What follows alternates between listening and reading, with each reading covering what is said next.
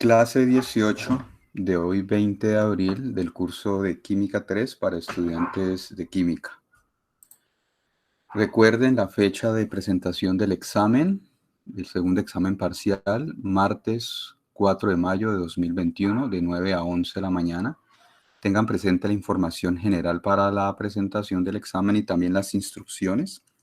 En esencia son las mismas instrucciones del examen 1, pero igual pues voy a subir también esa información para que ustedes entonces lean y sepan entonces cómo presentar el examen. No dejen de leer eso porque para evitar que se lleven alguna sorpresa en el examen.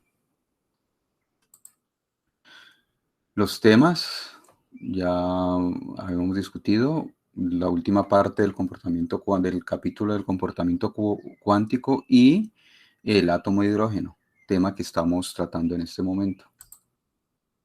La bibliografía básica ya la hemos discutido y el fragmento es del capítulo 8, en realidad aquí yo me equivoqué. Ya ese fragmento ya lo subí a Campus Virtual, entonces, perdona, Google Classroom, entonces ya lo había subido anteriormente, de hecho. Entonces, para que lo tengan presente. Bueno, estamos en el tema de análisis de orbitales atómicos y pues es un tema que ya hoy pues voy a redondear ya, me faltó como un par de transparencias que pues voy a mostrarles hoy y ya terminamos el tema e iniciamos el tema número 3, interpretación de los números cuánticos. Entonces, recuerden que la clase pasada la dividí en dos sesiones. Una sesión que hice sincrónica con ustedes aquí pues en la sala virtual y otra parte que fue grabada, ya que, como les había mencionado, tenía una reunión citada por el departamento entonces, de química, entonces no pude culminar la clase y por eso subí esa clase este domingo pasado. Entonces, es para que entonces aquellos que de pronto no recuerdan, no se han dado cuenta, entonces ya saben que la segunda parte también está subida. Es clase 17B. Clase 17A fue la sesión que hicimos en la sala virtual y la sesión 17B fue la que yo subí grabada. Bueno, a propósito, también este fin de semana se me había olvidado subir el taller, creía que lo había subido y resulta que no. Entonces sí subí un taller ayer temprano en la mañana, si no estoy mal, entonces, o fue el domingo temprano, no recuerdo, entonces, pero ese taller en vista que ya había pasado tiempo, entonces incluí unos cuantos puntos nomás. Ya el taller que viene, pues ya va a tener más problemas para que ustedes resuelvan. Pero igual ya saben, ya hay un taller que subí, un nuevo taller, el taller número 8. Bueno, entonces, eh, recuerden que en esta parte de análisis de orbitales atómicos, ¿qué es lo que hemos hecho? Primero, pues hablamos de la densidad de probabilidad de un orbital atómico, que en últimas está o se divide en dos partes, una parte angular y una parte radial, ¿sí? ¿Por qué? Porque el orbital atómico es el producto de una parte angular y una parte radial. Entonces, la densidad de probabilidad también va a tener ese producto. Hicimos anteriormente el tratamiento de la función de densidad radial, hicimos el análisis, toda la información que nos daba e iniciamos con el análisis de la parte angular, es decir, la densidad de probabilidad angular. Entonces, para ello, lo que hicimos fue aprender cómo graficar armónicos esféricos. Recuerden que los armónicos esféricos son funciones que dependen de las variables angulares θ y φ, ¿sí? Entonces, para poder graficarlos, uno utiliza coordenadas esféricas polares. Las coordenadas θ y φ representan las variables θ y φ del armónico esférico y la coordenada R representa el módulo del armónico esférico. Entonces, vimos unos ejemplos, incluido este, que es el armónico esférico Y 2,0. Recuerden que en esta notación de armónicos esféricos, el primer número que aparece en el subíndice es el número cuántico L y el segundo el número cuántico M sub L. El número cuántico L pues vale 2 en este caso y M sub L vale 0. Este es el orbital, perdón, este es el armónico esférico para ese caso. Es una función real y que depende únicamente del ángulo θ. Debido a la simetría debido a la simetría que tiene este armónico esférico, recuerden cómo uno halla la simetría. En últimas es haciendo una transformación a coordenadas cartesianas, ¿sí? Entonces sabemos que este armónico esférico es simétrico a lo largo del eje Z, ¿sí? Eso significa que cualquier eje que contenga el eje Z, o en última, si yo tomo el eje Z como si fuese un eje de rotación de un plano, ¿sí? Que yo pudiese rotar un plano teniendo como eje de rotación el eje Z, siempre voy a ver la misma gráfica, ¿sí? Y eso pues hay que aprovecharlo para uno poder entonces saber escoger los planos para hacer los gráficos, ¿no? Y que se obtengan, pues, se obtenga entonces la forma del armónico esférico. También habíamos hablado de la notación espectroscópica. La notación espectroscópica es esa notación que yo les mencionaba al inicio, donde se reemplaza se reemplaza el número cuántico L por la letra correspondiente.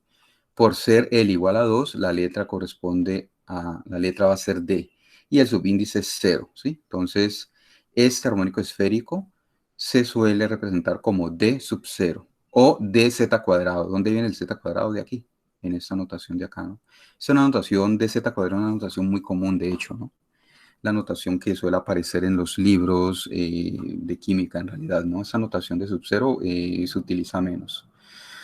Bueno, también veíamos que este armónico esférico tiene nodos, específicamente dos nodos angulares. Deben ser angulares porque el armónico esférico nomás depende de variables angulares, ¿sí? Recuerden que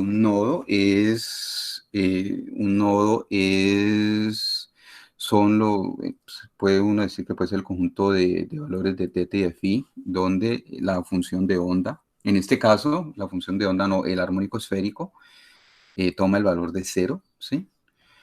Y vemos que son en estos ángulos, 55 grados y 125 grados, ¿no? Que los habíamos visto anteriormente cómo se obtenía, cómo se graficaban, ¿no?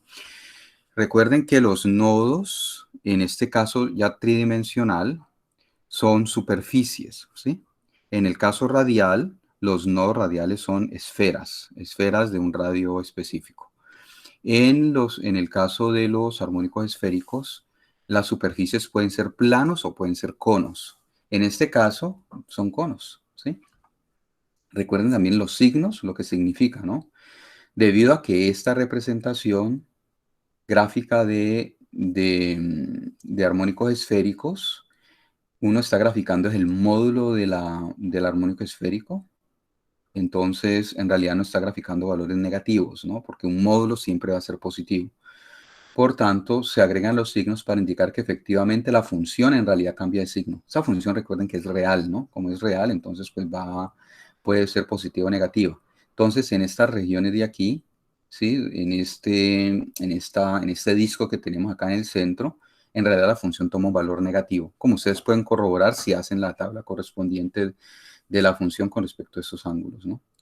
Y acá, la función toma valores positivos. Entonces, esos signos es para indicarnos esto, ¿no? Ya que, como les digo, en este caso, en realidad, esa información no la da el gráfico debido a que esta cantidad siempre es positiva. Pero con estos signos ya nos podemos guiar. Y, por supuesto, si la función pasa a través de un nodo, pues tiene que pasar de positivo a negativo, ¿sí? Entonces, por eso es que se da el cambio de signo cuando se hace el paso a través del nodo. Bueno, entonces, algo para que tengan en cuenta es que esas son superficies, ¿sí? No es como si eso fuese algo sólido en realidad, ¿no? En realidad, los gráficos de los armónicos esféricos, si yo hago un corte a lo largo de algún plano determinado, como este caso, el plano ZY, ¿sí? Se ve claramente que en realidad esos gráficos es como si fuesen cascarones en realidad, ¿no? ¿Sí? Es decir, como si fuese hueco por dentro, ¿no? Entonces, por eso es que cuando uno hace el gráfico, por ejemplo, en el eje, perdón, en el plano YZ, aparecen nomás las curvas, ¿no? Las curvas que aquí están como azules, ¿no? Están como azul y esas líneas oblicuas, pues, están indicando los nodos, ¿no? Si ustedes recuerdan, así es como se vería en el plano YZ. Así es como se vería. Entonces, en realidad, para que tengan en cuenta que esas superficies son huecas, ¿no? No abarca lo de adentro para un armónico esférico. Cosa diferente en un orbital atómico, porque un orbital atómico ya tiene la dependencia con R, mientras que acá en realidad uno utiliza R para representar el módulo del armónico esférico. Entonces, en realidad no tiene dependencia con R. Es para que lo tengan presente. Bueno, entonces, eh, aquí se ven también estas líneas que hacen parte del cono, entonces en realidad son los nodos, ¿no? Bueno, entonces también vimos el número de nodos angulares que se puede calcular en un armónico esférico, coincide con el número cuántico L, ¿sí? Por ejemplo, si L vale 2, vamos a tener dos nodos angulares, como en el caso que vimos anteriormente. Entonces tenemos dos superficies cónicas. Si L vale 1, tenemos un nodo angular que es un plano, que en este caso para y 1,0 pues va a ser el plano XY, ¿sí? Bueno, también veíamos una situación en la que para poder facilitar graficar los armónicos esféricos, se hace una combinación lineal de algunos armónicos esféricos. ¿A qué se debe eso? A que no todos los armónicos esféricos son reales, ¿sí? Cuando los armónicos esféricos son complejos, por ejemplo, cuando m sub L es diferente de cero para cualquier valor de L, ¿sí? Entonces, en ese caso, va a haber una función exponencial compleja. Luego, si uno quisiese graficar el armónico esférico, tendría que graficar la parte real y la parte imaginaria. ¿Por qué? Porque si usted grafica el módulo, ¿sí? Entonces le va a dar el mismo gráfico si el valor de L es el mismo y el valor absoluto de M sub L es el mismo. Como para el caso de la función Y, Y 1,1 y 1,-1, por ejemplo, ¿sí? En ese caso, entonces, L vale 1 y M sub L vale 1 más 1 y menos 1. Entonces, como les había mostrado en la grabación, el gráfico es el mismo. Entonces, lo que se hace es una combinación lineal de ellos, de esta manera, ¿sí? Esa combinación lineal va a ser especial, va a tener una constante de normalización particular que va a hacer que el armónico esférico se vuelva real, ¿sí? Es decir, esa combinación lineal va a dar un armónico esférico real. Y de ahí es donde sale el armónico esférico P sub X y P sub Z. P sub Y, perdón. P sub Z sí sigue siendo, sí es el armónico esférico real con L igual a 1 y M sub L igual a 0. Pero P sub X y P sub Y sales con esa combinación lineal de sumas y restas de estos armónicos esféricos.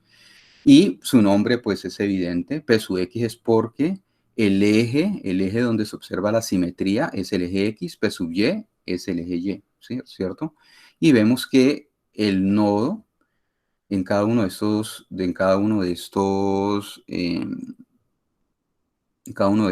armónicos esféricos, pues va a ser el plano, por ejemplo, en este caso el plano YZ para P sub X y para P sub Y el plano XZ, es decir, el plano perpendicular al eje donde se evidencia la simetría, ¿sí? Bueno, entonces estos nodos, este plano nodal se encuentra igualando la función a cero, como ustedes ya saben, ¿no? Es algo que ustedes pues pueden hacer de hecho y corroborarlo. Nosotros lo hicimos para el caso P sub Z, ¿no? Ustedes ya pueden hacerlo para el caso P sub X y P sub Y. Entonces ya con base en eso, pues ya podemos hablar también de orbitales atómicos reales. Un orbital atómico real es aquel que es el resultado de multiplicar un armónico esférico real por cualquier función radial. Recuerden que las funciones radiales siempre son reales, ¿no? Entonces, va a depender en últimas del armónico esférico si que el orbital sea real o complejo, ¿sí? Entonces, si utilizo armónicos esféricos reales, como para el caso de M sub L igual a 0, o para el caso de combinaciones lineales especiales, como yo les decía, entonces voy a obtener orbitales atómicos reales, ¿sí? Y aquí tenemos el caso, aquí me equivoqué, no, aquí está bien. Aquí tenemos el caso de los orbitales atómicos reales del átomo de hidrógeno con n igual a 2 y L igual a 1, ¿sí? Que son los que ustedes ya conocen, los orbitales atómicos 2p sub x, 2p sub y y 2p sub z, que tienen esa forma matemática, ¿sí? Entonces, en esta notación espectroscópica o en la notación de configuración electrónica, en realidad los 2p sub x, 2p sub y, no, en realidad provienen de combinaciones lineales de armónicos esféricos, no provienen de multiplicar un solo armónico esférico por la función radial en realidad, sino que hay una combinación lineal allí para garantizar que el armónico esférico sea real y que los orbitales entonces sean reales también, ¿sí? Bueno, una cuestión que también quiero mencionarles es que estos armónicos esféricos reales, ¿sí? Van a ser también funciones propias del operador hamiltoniano para un átomo hidrogenoide, ¿sí? Porque recuerden que aquí ya estamos hablando recuerden que los orbitales atómicos son funciones propias del operador hamiltoniano, pues se obtienen al resolver la SID. La ventaja de estos orbitales atómicos reales, por ejemplo, el 2p sub x y 2p sub y, es que siguen siendo funciones propias del operador hamiltoniano. Eso se puede corroborar fácilmente y también se los dejo de tarea para que lo hagan, ¿sí? ¿Eso qué significa? Que si yo tengo un orbital atómico real, por ejemplo, 2p sub x o 2p sub y hago que el operador hamiltoniano, un átomo hidrogenoide, actúe sobre ese orbital, me va a dar una constante por el mismo orbital real. Y la constante pues va a ser la energía. En últimas satisfacen la cita también. Y la energía pues ya sabemos cuál es la fórmula. En unidades atómicas tiene esta forma, ¿no? Entonces eso es importante porque es una ventaja de hecho, ¿no?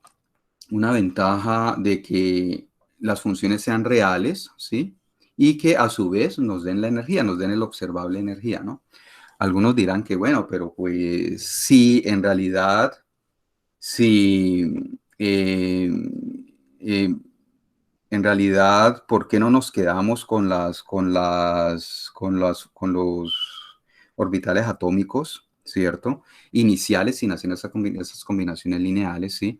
Entonces, algunos de pronto verán de pronto esas combinaciones lineales como algo de pronto ficticio, de pronto, ¿sí? Como unas ganas de arreglar las cosas, ¿sí? Pero en realidad es como algo ficticio en la cabeza, en realidad. En realidad es algo artificial, en realidad. Es decir, recuerden que el modelo de la SID es un modelo de un átomo de hidrógeno, por ejemplo. Entonces, cuando usted resuelve esa SID, obtiene unas funciones. Esas funciones son el resultado del modelo que usted está utilizando, ¿sí? Que obtiene unas funciones matemáticas allí. Entonces, debido a eso, entonces, si uno puede obtener ciertas nuevas funciones a partir de las iniciales, ¿sí? Que den la misma información, en este caso, que den la misma energía, pero que sea más fácil de interpretar, porque usted las puede graficar, entonces no hay nada malo en ello, ¿sí? Porque igual siguen siendo funciones matemáticas que usted las está manipulando dentro de su modelo, en realidad, ¿sí? Entonces no hay nada malo en ello, ¿no? Eso no es más artificial que lo primero, en realidad hace parte del modelo, ¿no? Entonces, para que lo tengan presente, siempre cuando uno trabaja modelos resultantes de una teoría física, siempre hay que tener en cuenta que es un modelo en realidad, no es el fenómeno en sí. Los orbitales atómicos no se pueden observar, ustedes saben, son funciones de onda, las funciones de onda no se pueden medir experimentalmente, entonces el hecho de que usted haga combinaciones lineales no está perdiendo ahí ninguna realidad, porque en realidad las funciones de onda son entes matemáticos abstractos. Bueno, entonces así es como se trabaja en realidad. Se suele trabajar con esas funciones o con estos orbitales atómicos reales, ¿no? Que como les digo, salen de los orbitales atómicos originales o de los armónicos esféricos originales que surgen de resolver la SID del átomo de hidrógeno. ¿Alguna pregunta, jóvenes?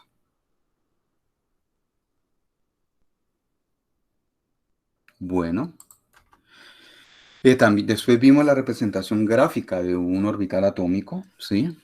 Hay dos maneras de graficarlos, ¿sí? Recuerden que cuando uno va a graficar un orbital atómico, en realidad uno no grafica el orbital atómico. Uno lo que grafica es la densidad de probabilidad o la probabilidad acumulativa. Uno tiene gráficos, son de probabilidades en realidad, ¿no? Eso hay que tenerlo en cuenta, ¿no? Eh, entonces, porque a veces los estudiantes creen que esos dibujitos que ven en los libros son el gráfico de los orbitales atómicos. No son el gráfico de los orbitales atómicos, son el gráfico de densidades de probabilidad o de probabilidades acumulativas, ¿no? Tener en cuenta eso, ¿no? Entonces, recuerden que debido a que el orbital atómico depende de tres variables para que dan la posición del electrón RT y phi en coordenadas esféricas polares, entonces uno necesitaría cuatro coordenadas para poder graficarlo. Entonces lo que se hace es, debido a que uno no puede graficar en cuatro coordenadas, porque estamos atrapados en un mundo tridimensional, entonces la representación gráfica se hace mediante superficies de contorno tridimensionales. Lo mismo que cuando vimos el caso del potencial de Coulomb, ¿sí? Es la misma idea, ¿no? Bueno, entonces, los gráficos de densidad de probabilidad ya los habíamos tratado antes, ya les había mostrado cómo eran, pero contornos de probabilidad acumulativa no. Los contornos de probabilidad acumulativa, en últimas, nos muestra, nos van a dar contornos, ¿sí? Que van a encerrar un volumen determinado, y entonces ese volumen que va a encerrar ese contorno va nos va a dar una probabilidad específica de encontrar el electrón, ¿sí? Entonces, por ejemplo, una probabilidad del 90%. Entonces, usted tiene allí su gráfico de contorno de probabilidad acumulativa y usted sabe que dentro de ese volumen, de ese contorno, hay un 90%. En todo ese volumen hay un 90% de probabilidad de encontrar al electrón. Por supuesto que si usted está en una posición más dentro de ese volumen, entonces la probabilidad alrededor va a ser menor, ¿no? Entonces, por eso es que se dice que la probabilidad acumulativa es una probabilidad de medir la posición del electrón menor o igual al valor de un valor de probabilidad especificado, donde el contorno le da esa probabilidad máxima especificada, ¿sí? Y ya dentro de ese volumen, pues va a haber una probabilidad que va a ser menor, dependiendo en dónde usted esté, ¿no? El caso más sencillo para visualizar eso, yo se los mostré, es el caso del orbital 1S, por ejemplo, debido a que esta expresión para la probabilidad acumulativa solamente depende de la coordenada radial r, ya que los orbitales ns, en particular el 1s, no depende de las variables angulares. Por tanto, lo que uno tiene que hacer es despejar. Cuando uno tiene la probabilidad como así definida e iguala a un valor específico, en este caso del 90%, uno puede despejar r. Les dije que resolver esa ecuación usted ya no puede despejar R de aquí, usted tiene que hacerlo por un método gráfico, por ejemplo, ¿sí? Que ustedes van a hacer, de hecho, lo va a dar de tarea para que ustedes lo hagan con GeoGebra y obtengan el valor de R sub 0, que en este caso es 2.66 Bohr, ¿sí? En unidades atómicas, ¿sí? Entonces, eso me muestra que si yo tengo una esfera de ese radio, 2.66, ¿sí? Dentro de el volumen que encierra esa esfera, en el volumen que encierra esa esfera hay un 90% de probabilidad de encontrar al electrón, ¿sí? O menos si usted tiene un volumen menor, ¿no? ¿Sí? Entonces, ustedes pueden ver claramente que entonces el contorno más externo es el de mayor probabilidad acumulativa y los otros, por ejemplo, 0.7, 70%, 0.5, 50% y así sucesivamente van a estar dentro. ¿Sí? Dentro de esos contornos van a estar dentro, es como si fuesen esferas concéntricas, ¿no? Eso es para el caso del orbital 1s, el orbital 2p sub z, también tenemos la misma situación, ¿sí? Los contornos más externos, aquí en este caso tenemos dos superficies de contorno, arriba y abajo, en la parte positiva del eje Z, en la parte negativa del eje Z. Entonces, el volumen que encierra ambos contornos es del 90%, ¿sí? De probabilidad de encontrar al electrón, ¿sí? Eso significa que en la superficie de arriba, pues va a haber un 45%, ¿no? Porque si en ambas hay 90%, pues, y como son completamente simétricos, en el de arriba tiene que haber 45%, en el de abajo también. Y tenemos también los contornos más internos que implican una probabilidad acumulativa menor, ¿sí? Como lo vemos acá. Acá vemos los gráficos de manera tridimensional para que lo tengan presente, ¿no? Que en realidad estos contornos son superficies de contornos. Aquí he hecho un corte para que ustedes vean entonces los contornos interiores, ¿no?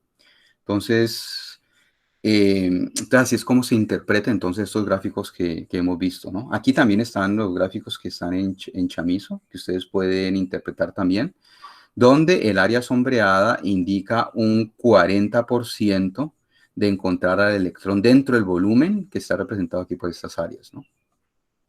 El más externo es un 90%. Cuando uno hace el conteo, el conteo pues de cada contorno, qué porcentaje de probabilidad acumulativa implica, entonces nos da que estas áreas son del 40%. Bueno, ¿alguna pregunta hasta aquí, jóvenes?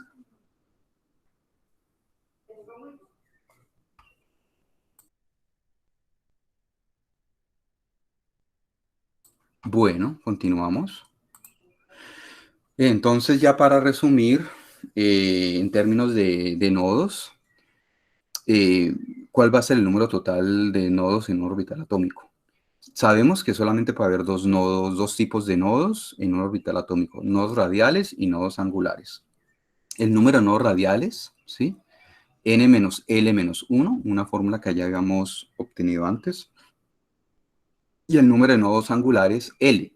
Por tanto, el número total de nodos es la suma del número de nodos radiales y nodos angulares. N-L-1 más L me da N-1. Entonces, un orbital atómico va a tener un número total de N-1 nodos, ¿sí? De ellos, de ese N-1 nodos, L van a ser números nodos angulares y el resto pues van a ser nodos radiales, ¿sí? Y aquí pues recuerden cómo son esas superficies, bien sea esferas, superficies esféricas de radio R, si el nodo es radial, eso se va a seguir manteniendo en un orbital atómico, o van a ser superficies planares o cónicas si los nodos son angulares, también eso se va a mantener aquí, ¿sí? Bueno, aquí entonces les muestro los gráficos que ustedes han visto, de hecho, que han visto ustedes en los libros, ¿no? Esos gráficos, por ejemplo, este del orbital, de orbitales NS, ¿sí? ¿Sí? Son en realidad gráficos de probabilidad acumulativa, ¿sí? Esto me está mostrando que los volúmenes que están abarcando aquí, ¿sí?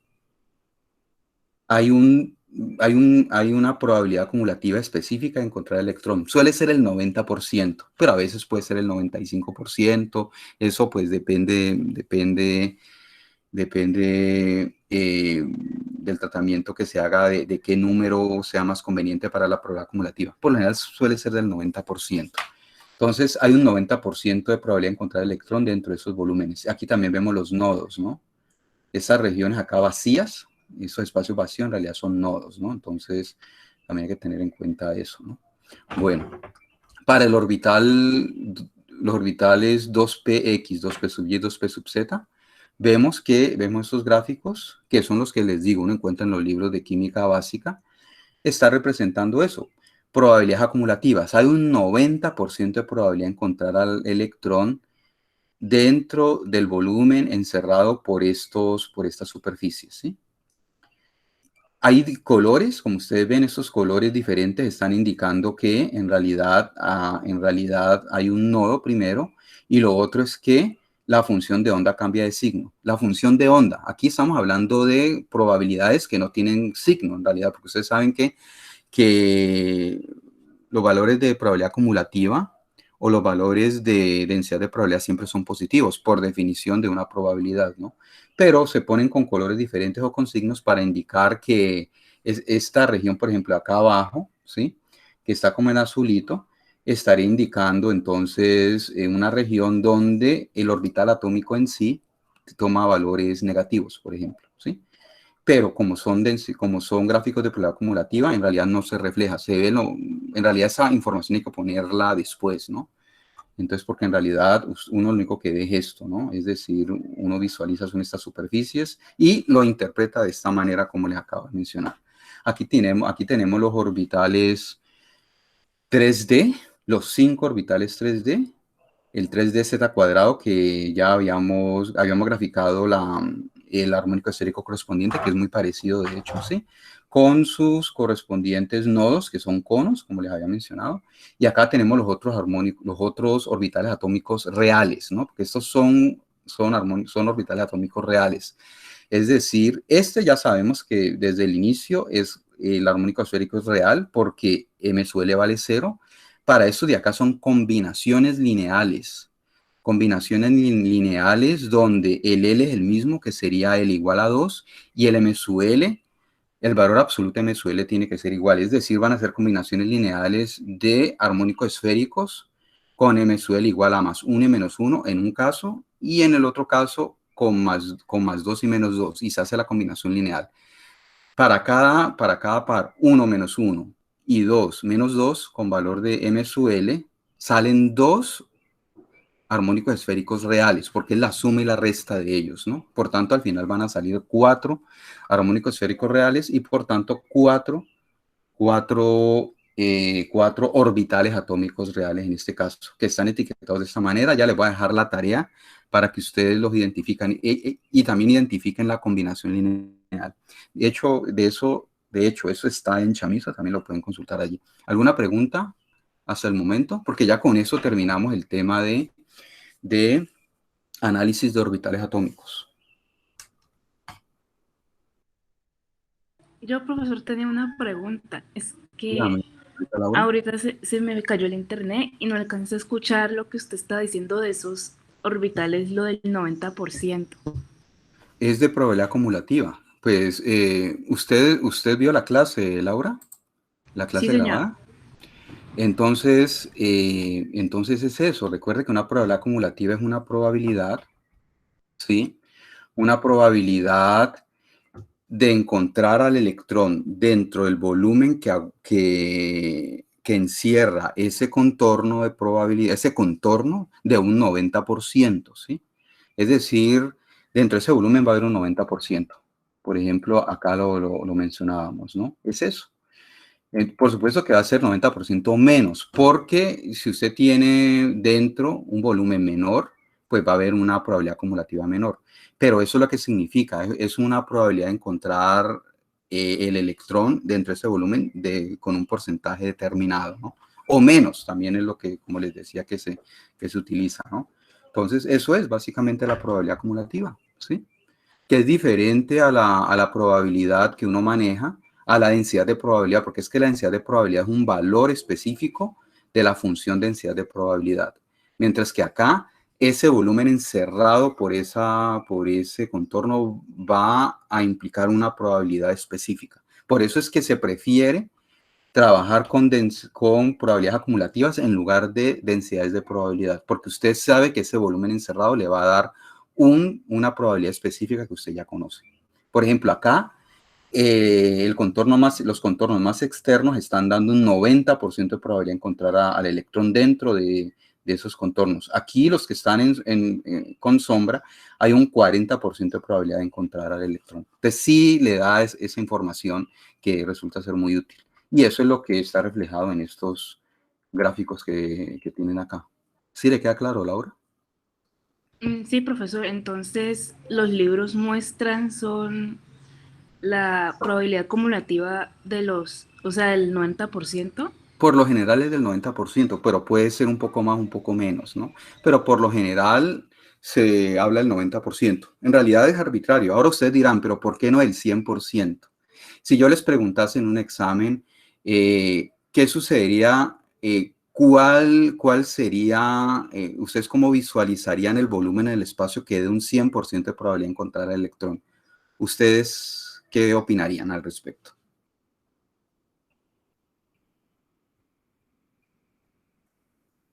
¿Cuál sería ese volumen? ¿Sí me entienden la pregunta? Sí, profe, pues yo me lo imagino como algo relleno. Correcto, pero ¿cuál sería? Es decir, ¿cuál sería el tamaño más o menos de esa superficie que abarca ese volumen del 100%? ¿Alguno de ustedes puede dar alguna respuesta al respecto? ¿Sería toda la esfera? Jessica dice la esfera, pero bueno, eso va a depender de qué orbital tengamos, ¿no? Si tenemos un orbital 2p sub z, por ejemplo, pues no sería una esfera, por ejemplo, ¿no? Pero bueno, y sigamos más adelante a ver si de pronto Profe, a ver, ¿alguien tiene alguna opinión al respecto? de pronto sería un orbital muy parecido, porque según las gráficas que yo veo, digamos que las probabilidades se van cada vez, entre más, digamos, grande es el radio, las probabilidades cada vez se van como juntando y juntando y juntando. Entonces de pronto no cambia mucho. Veamos lo siguiente. Sabemos que aquí hay un 90% de probabilidad de encontrar, supongamos que tenemos la esfera, que hay un 90% de encontrar al electrón dentro de este volumen dado por la esfera exterior, ¿sí? Significa que fuera de esa esfera, ¿qué probabilidad de encontrar electrón hay? Si dentro hay un 90%. 10%. 10%. Si yo digo, ¿cuál sería entonces la superficie o cuál sería el tamaño de la superficie en este gráfico que me dé un 100% de probabilidad de encontrar electrón? Entonces, ¿qué opinarían ustedes? Sería todo el espacio, ¿sí? Si yo tengo por dentro de la esfera 90% y por fuera de la esfera 10%, 90 más 10 que me da 100%. Entonces, entonces yo sí ya no, ahí sí ya no puedo graficar ninguna superficie de contorno que me dé el 100% porque sería todo el espacio, ¿sí?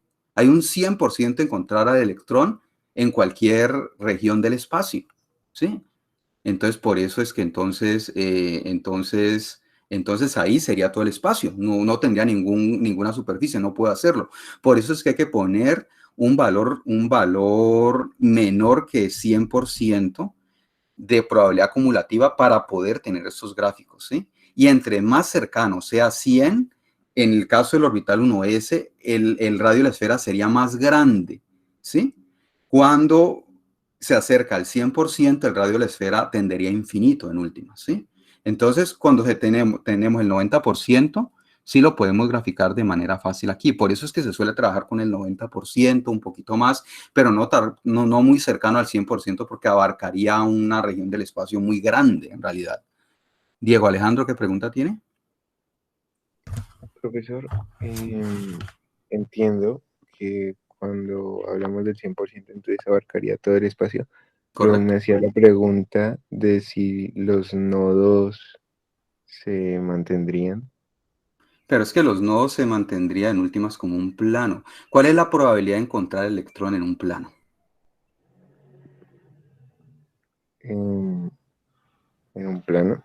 Sí, si yo le digo, supongamos que yo le digo, ¿cuál es la probabilidad de encontrar al electrón 2p descrito por el orbital atómico 2p sub z en el plano XY, por ejemplo? ¿Usted qué me respondería? Pero, Cero.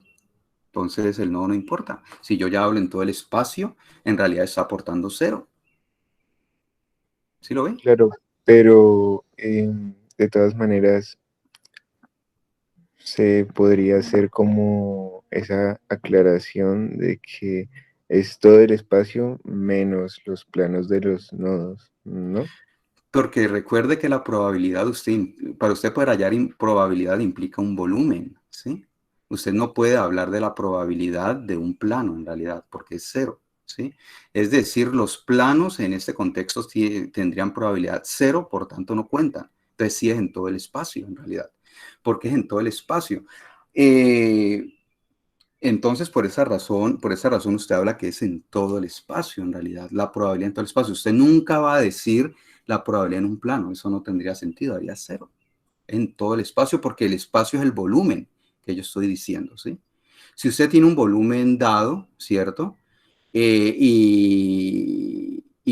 Por ejemplo, pensémoslo en términos de integrales. Por ejemplo, una integral unidimensional, ¿sí? una integral unidimensional, por ejemplo.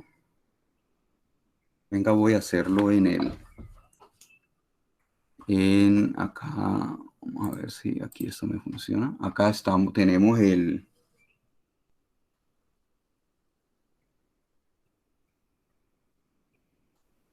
vamos a ver, entonces, por ejemplo, vamos a hacer la integral, ¿cierto? La integral, por ejemplo, de una función f de x continua, de x, ¿cierto? Supongamos con un número dado, por ejemplo, con un rango dado, por ejemplo, de 0 a 10, por ejemplo, ¿cierto? Entonces tiene su función, vamos a graficar esa función, por ejemplo, vamos a que es una función que tenga esta forma, por ejemplo. Llegó acá. Llegó aquí sería 10 y aquí sería 0. Valor de x. Ese es el gráfico de la función, ¿cierto? Ahora, entonces, una probabilidad está asociado con una... Ahora, digamos que esta función sea una densidad de probabilidad. Una densidad de probabilidad ρ, ¿cierto? De eso y que tenga esa forma que tenemos acá. Ahora, ¿qué sucede si, por ejemplo, usted tiene súbitamente en esa función, en el caso, por decirlo así,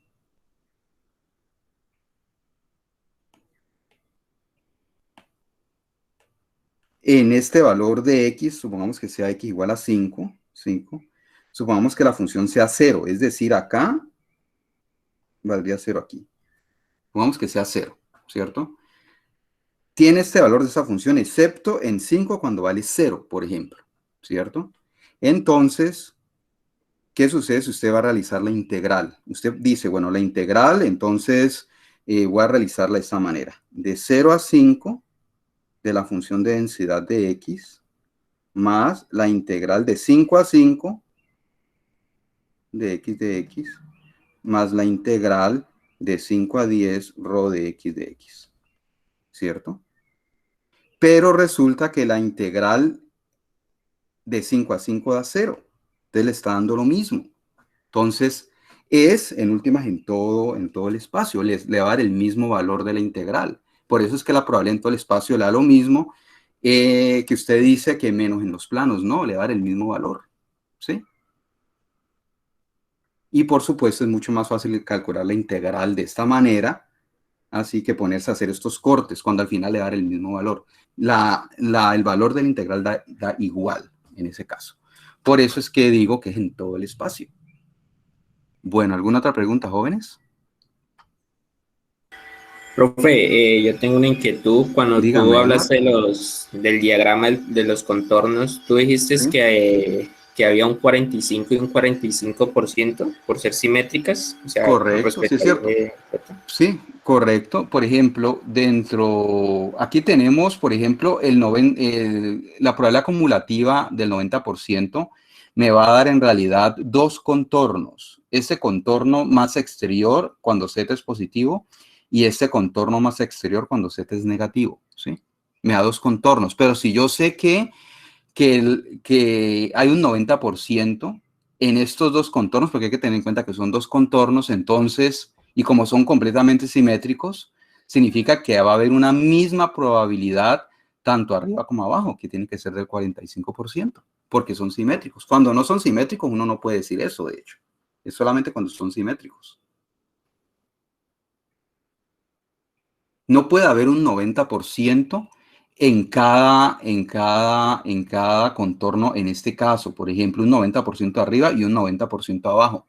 ¿Por qué? Porque habría entonces, en total, una probabilidad del 180%. Eso no tiene sentido, cuando la probabilidad del 100% es en todo el espacio. Listo, profe, gracias. ¿Sí? Bueno, Eduardo, con gusto. ¿Alguna otra pregunta, jóvenes?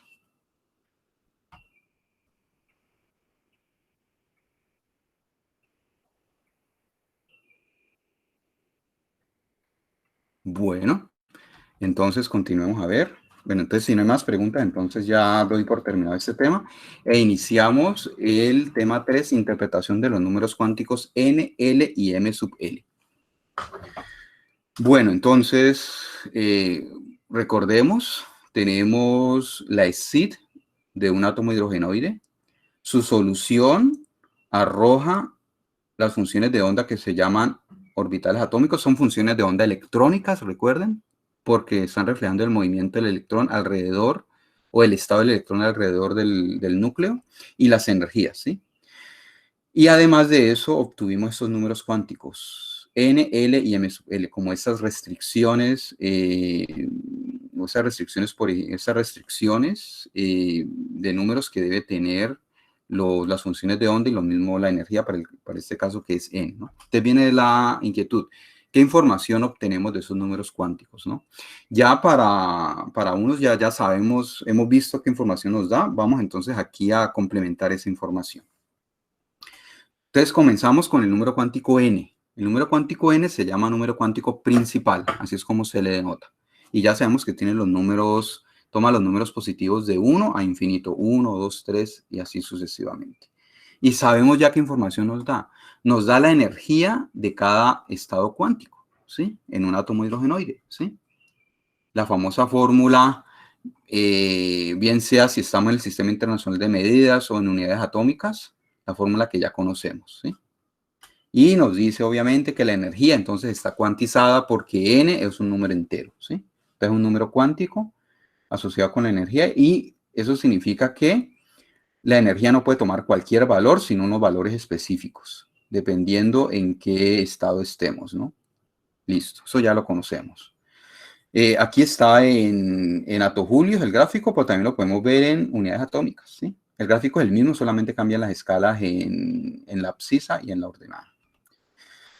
Bueno, también nos da la degeneración de cada nivel de energía, ¿sí? Que es n al cuadrado, ¿sí? Es una información adicional que nos da, ¿sí? También el número total de nodos de un orbital. Sabemos que es n-1, con lo que acabamos de ver anteriormente. Pero también nos da información, una información cualitativa, que es el tamaño del orbital. Tamaño entre comillas, perdón, porque en realidad un orbital atómico no tiene extensión. Cuando ustedes ven estos gráficos de acá, no crean que el orbital, no crean que estos gráficos me están diciendo que acá adentro puede estar el electrón y por fuera no puede estar. Solamente es una interpretación de probabilidad acumulativa, ¿sí? El electrón puede estar en cualquier región del espacio, incluso muy lejos del núcleo, pero su probabilidad de encontrarlo en una región muy alejada del núcleo va a ser muy pequeña, pero es diferente de cero, ¿sí? Entonces, recuerden que esos no son maracas, ¿no? Estos gráficos no son como si fuesen maraquitas. Entonces, cuando hablamos de tamaño, es algo entre comillas, porque en realidad todos los orbitales se extienden en todo el espacio, ¿sí? Entonces, cuando hablamos de tamaño, ¿qué queremos decir? Hablamos en términos de qué tan difuso es un orbital en últimas, ¿no? Y eso ya lo habíamos visto. A mayor valor de n, un orbital atómico es más difuso, ¿sí? Y ya sabemos lo que significa eso, que hay mayor probabilidad de encontrar al electrón en regiones más alejadas del núcleo, a medida que n aumenta. Y acá lo vemos en este gráfico, ¿sí? Para la función radial, la función de distribución radial 1s, 2s, 2p y 3d, aquí los vemos, ¿no? ¿Sí? Vemos entonces cómo vemos claramente lo que yo les mencionaba, a medida que n aumenta, el orbital se vuelve más extendido. Eso pues ya lo habíamos visto, ¿sí? Y también otra información que nos da es el número máximo del número cuántico L que puede tomar ese número, ¿no? Que sabemos que es hasta n-1, ¿no? Bueno, entonces vamos a ver el número cuántico L. ¿Qué información nos da? Primero, el número cuántico se llama número cuántico de momentum angular, ¿sí? Entonces viene la pregunta, ¿por qué de momentum angular? ¿Sí? Entonces es lo que vamos a ver acá. Recuerden que habíamos trabajado antes momentum angular en la partícula sobre una circunferencia, ¿sí? Sobre el perímetro de un círculo, ¿sí? Y habíamos introducido la propiedad momentum angular, ¿sí? El momento angular es un vector, ¿sí? Que tiene tres componentes, la componente X, la componente Y y la componente Z, que se puede escribir en esta forma de vectores con los vectores unitarios, ¿sí? Bueno, la magnitud del momento angular, pues va a ser elevar cada componente al cuadrado y sumarla. Eso me da la magnitud al cuadrado y la raíz cuadrada de eso pues me da la magnitud del vector momento angular, ¿sí? Listo, entonces eso sería como observable clásico, como observable cuántico. Nosotros vamos a, como observable en mecánica cuántica, podemos tener el operador momento angular al cuadrado, que sería la suma de los operadores de las componentes x, y, z del momento angular al cuadrado, ¿sí? Que cuando yo hago este reemplazo me da esta cantidad de acá. No se la voy a poner a que ustedes la demuestren, siempre el procedimiento es un poco largo y engorroso, de aquí llegar hasta acá, pero les doy la respuesta. La respuesta en coordenadas esféricas polares, ¿no? El operador momento angular al cuadrado en coordenadas esféricas polares tiene esta forma y solamente depende de las coordenadas θ y φ, no depende de la coordenada r. Por aquí ustedes no ven por ningún lado la coordenada radial, ¿no? Es un resultado importante, de hecho, ¿sí? Bueno, entonces, ¿qué sucede? Resulta que los armónicos esféricos y por tanto los orbitales atómicos van a ser funciones propias de este operador L al cuadrado, ¿sí? ¿Eso qué quiere decir? Si yo tengo un armónico esférico dado y hago que actúe el operador momento angular al cuadrado, me va a dar el mismo armónico esférico multiplicado por esta constante. ¿Y esa constante cuál va a ser? L por L más 1 por h barra al cuadrado. De aquí se puede demostrar fácilmente que lo mismo va a ocurrir para el orbital atómico correspondiente. ¿Por qué? Porque debido a que el orbital atómico tiene una parte radial y una parte angular separada, y debido a que el operador momento angular solamente depende de las coordenadas θ y φ, no va a actuar sobre la coordenada r, es decir, no va a actuar sobre ninguna función radial, entonces se puede obtener ese resultado. Ya los dejo de tarea para que lo hagan.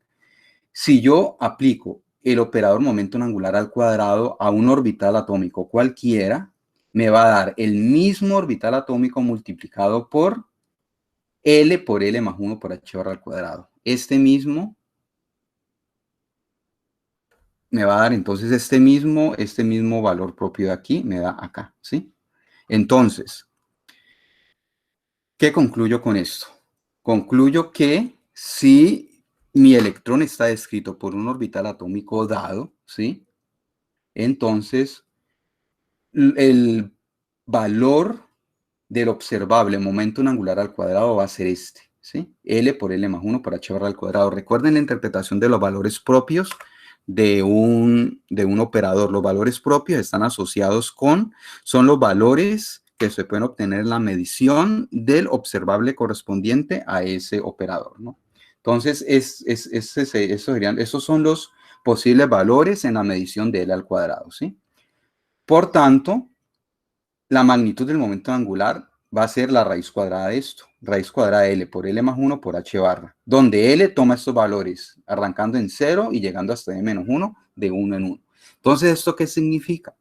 Significa que no solo en el átomo de hidrógeno, no solo el valor de la energía está cuantizado, también el valor de la magnitud del momento angular. La magnitud del momento angular también está cuantizada, en realidad, ¿sí?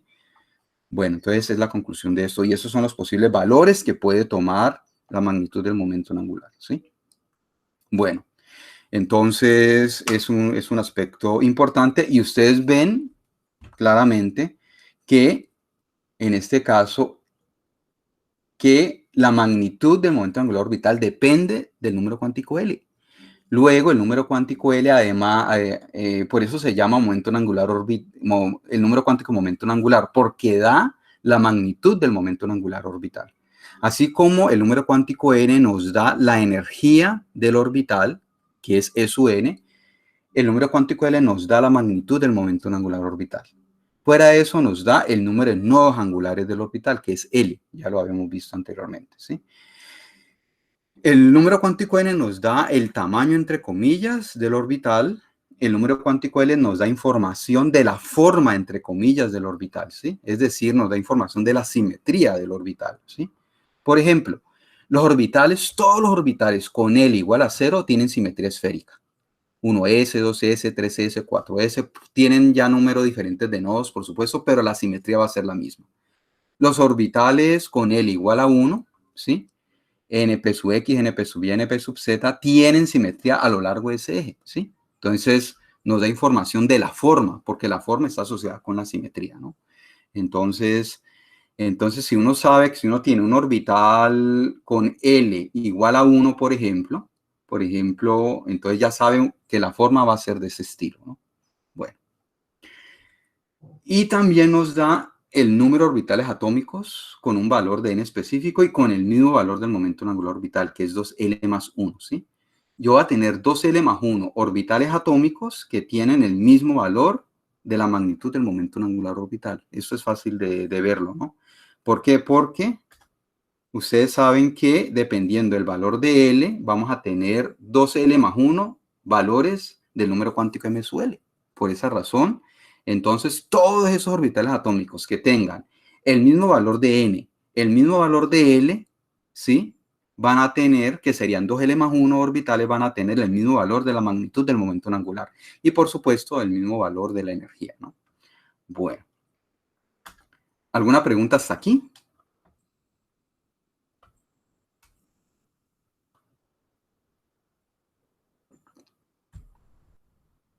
Continuemos. El número cuántico M sub L, ¿sí?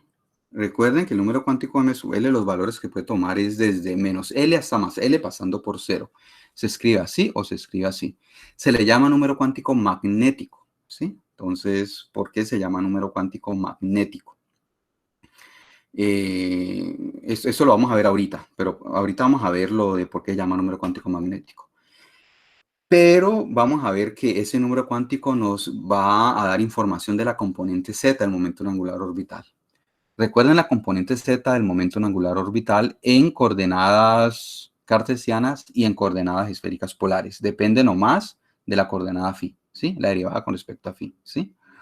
Entonces, resulta que los armónicos esféricos, ya sabemos que los armónicos esféricos son funciones propias del operador L cuadrado, ¿sí?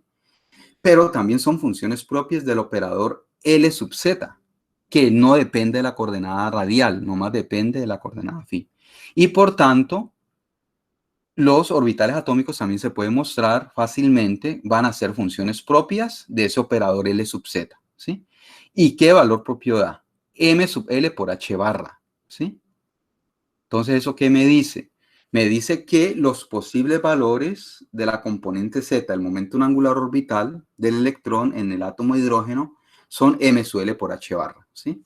Es decir, no solo la magnitud del momento angular orbital del electrón está cuantizada en el átomo de hidrógeno, sino que también la componente Z también está cuantizada, toma valores específicos, ¿no? A eso se le llama cuantización espacial, de hecho, ¿no? Porque eso en últimas nos va a indicar que el vector momento angular no puede apuntar en cualquier dirección del espacio, va a apuntar en direcciones muy específicas, va a apuntar en direcciones específicas, no en cualquier dirección, como en la mecánica clásica. Si el electrón fuese clásico, en el átomo de hidrógeno, no habría cuantización de la componente Z, y entonces podría apuntar en cualquier dirección y tampoco habría cuantización de la magnitud del momento angular orbital, ¿sí? Bueno, pero entonces la componente Z entonces se puede hallar, se puede de hecho hallar por técnicas experimentales y está cuantizada, pero ¿qué sucede con las componentes X y Y del momento angular? Resulta que las componentes X y Y van a estar indeterminadas. Uno solamente puede determinar, es decir, uno solamente, si hay un orbital atómico que describe al electrón, entonces va a tener una magnitud del momento angular específica determinada y también la componente Z del momento angular especificada, pero las otras dos no, ¿sí? Las otras dos componentes quedan indeterminadas. ¿Eso qué quiere decir en términos matemáticos de la mecánica cuántica? Que los orbitales atómicos, sí, como hemos visto, son funciones propias del operador L al cuadrado y del operador L sub Z, pero no van a ser funciones propias de los operadores L sub X y L sub Y, ¿sí? Ya que Recuerden, como están indeterminadas, no son funciones propias, ¿no? Luego va a haber una relación de indeterminación entre ellas dos, ¿sí? Entre L sub X y L sub Y. La indeterminación con respecto a L sub X multiplicada por la indeterminación con respecto a L sub Y va a ser mayor o igual al valor absoluto de M sub L por H barra cuadrado sobre 2, ¿sí? Esa es la relación de indeterminación, ¿sí? Bueno, y entonces aquí viene también hay una cuestión importante, ¿sí? Los orbitales atómicos reales, los que vimos, recuerden que los orbitales atómicos reales que surgen de la combinación lineal de armónicos esféricos, ¿sí? Son funciones propias de los operadores hamiltoniano y L al cuadrado, ¿sí? Pero no, esas combinaciones lineales sí no van a ser funciones propias del operador L sub z, ¿sí? Entonces, si usted representa un electrón por un orbital atómico real con M sub L diferente de 0, es decir, como una combinación lineal del valor absoluto de M sub L, más 1 menos 1, más 2 menos 2, más 3 menos 3, dependiendo de cuál tenga usted allí, ¿sí?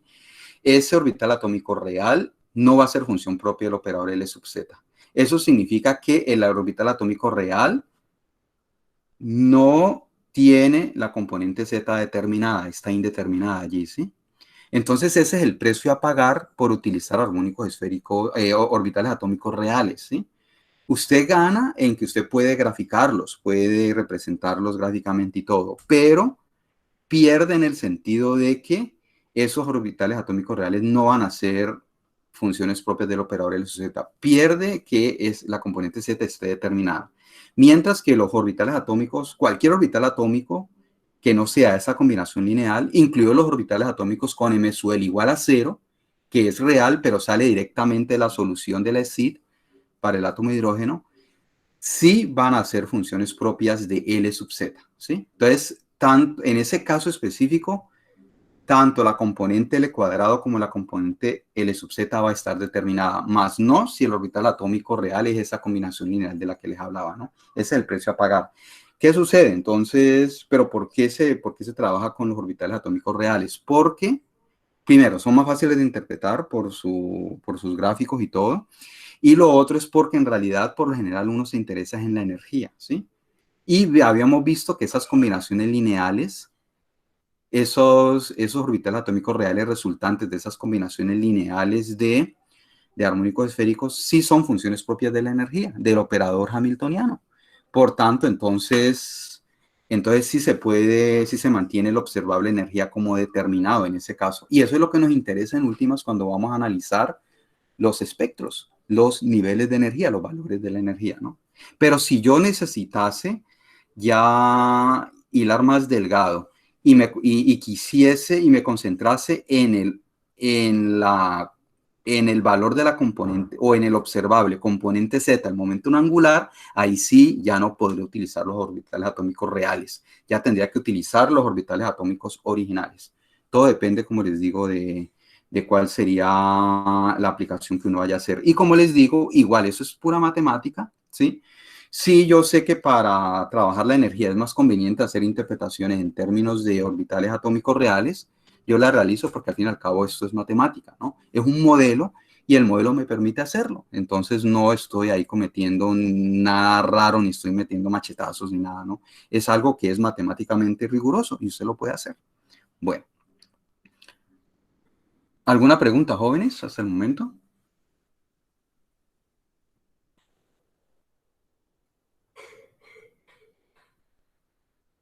Bueno, entonces el número cuántico M sub L me da los posibles valores de la componente Z del momento angular orbital del electrón. M sub L por H barra. Esa es la información que me está dando, ¿no? Y me da la información de la orientación del orbital atómico. Orientación también entre comillas. Es la misma idea que hablaba cuando hablamos del tamaño y la forma, ¿no? ¿Sí? Porque en realidad los orbitales atómicos se extienden en todo el espacio, pero uno habla de esas formas en términos de estas probabilidades acumulativas y todo, es cuando uno habla de esa forma, ¿no? Entonces, esa orientación, de alguna manera, usted puede preverla dependiendo del número cuántico M sub L, ¿sí? Por ejemplo, si usted tiene M sub L igual a 0 en un orbital atómico, ¿sí? Usted siempre va a ver que la orientación del orbital es a lo largo del eje Z. Siempre va a haber esto mismo acá, ¿sí? Sí, entonces en ese sentido es que uno habla de la orientación del orbital, ¿no? Que es más probable para este orbital dado, es más probable encontrar al electrón, ¿sí? En regiones cercanas o alrededor del eje Z, ¿sí? En últimas, es cuando usted se va por acá, ¿sí? Y es menos probable encontrarlo en regiones alrededor del plano, de este plano acá, el plano XY, por ejemplo. En este caso de acá, ¿no? Entonces, le está dando esa interpretación a usted, ¿no? Bueno. Ahora vamos a ver el origen del nombre de este número cuántico magnético, ¿sí? ¿Por qué se le llama así? Bueno, entonces para eso necesitamos ver algunos fenómenos magnéticos. Posiblemente en su curso de Física 2 aún no hayan visto fenómenos magnéticos. Entonces voy a nombrarlos muy rápidamente y voy a apelar a lo que ustedes recuerdan de pronto del magnetismo, ¿no? Por ejemplo, que un imán, por ejemplo, presenta un campo magnético alrededor, por ejemplo. Esas cosas que ustedes de alguna manera conocen, ¿no? Entonces, supongamos que tenemos un imán pequeñito de esta forma, donde tenemos un polo que llamamos norte, un polo que llamamos sur, ¿sí? Y extendemos limaduras de hierro alrededor, ¿sí? Cuando tenemos esta situación, vemos que estas limaduras de hierro se acumulan de esta manera, ¿sí? Se acumulan más en los extremos norte y sur y vemos que se están como agrupando como formando como ciertas líneas, ¿cierto? Eso ustedes lo pueden hacer si ustedes tienen un imán de esta forma, es fácil de hacerlo, ¿no? Con limaduras de hierro, ¿no? Listo, entonces eso ya es conocido y ustedes supongo yo lo conocen. Pero resulta que uno también puede obtener este mismo patrón, ¿sí? En la limadura de hierro, ¿sí? Si en lugar de tener un imán, usted tiene un alambre helicoidal, de esta manera, ¿sí? Y hace pasar una corriente eléctrica, es decir, hace pasar un flujo de electrones allí, ¿sí? Se obtiene un patrón similar, ¿sí? Entonces, ¿eso qué me está diciendo? Me está diciendo que de alguna manera aquí, debido al paso de esta corriente de esta manera, ¿sí? Al paso de la corriente por este alambre enrollado en forma de hélice, de alguna manera se está generando un campo magnético que está afectando las limaduras de hierro, ¿sí? ¿Sí? Entonces, y acá podemos ver las curvas de ese campo, ¿no? Que las curvas que generan son similares, como les decía, ¿no? Entonces, pareciera que aquí hay como una relación allí, ¿no? Una relación entre un campo magnético y una corriente eléctrica, de hecho, ¿sí? Bueno, entonces, y todo eso está sintetizado en algo que se llama las ecuaciones de Maxwell, ¿no? Que ya ustedes verán o están viendo o verán en su curso de Física 2, ¿no? Bueno, entonces, ¿qué concluimos de todo esto? Concluimos que, entonces, una corriente eléctrica que circula de esta manera, como lo vemos acá, ¿sí? Va a generar un momento magnético, ¿sí? Y ese momento magnético es el que va a generar un campo magnético alrededor de la corriente. Un imán también genera un momento dipolar magnético, que es el que genera el campo magnético. Por tanto, esa corriente también va a generar ese momento dipolar magnético. Bueno, entonces aquí viene una conclusión que se puede sacar, ¿no? Si aquí con eso podemos concluir que la circulación de una corriente genera un campo magnético, entonces podríamos pensar que dentro del imán, debido a que el imán también genera un campo magnético debido a la generación de un momento dipolar magnético, podríamos pensar que dentro del imán hay pequeñas corrientes eléctricas que están circulando también, ¿sí? Y que esa circulación de esas pequeñas corrientes eléctricas da como resultado el campo magnético, ¿sí? Y resulta que eso es lo que ocurre, ¿sí?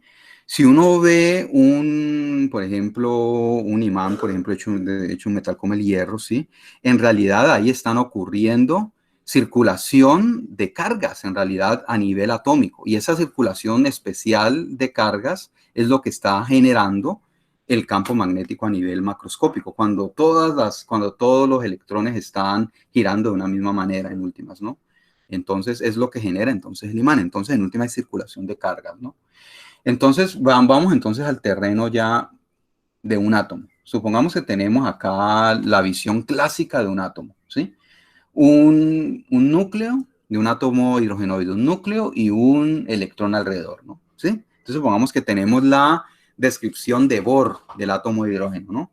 El electrón circulando en una órbita circular alrededor del núcleo, ¿sí? Está circulando.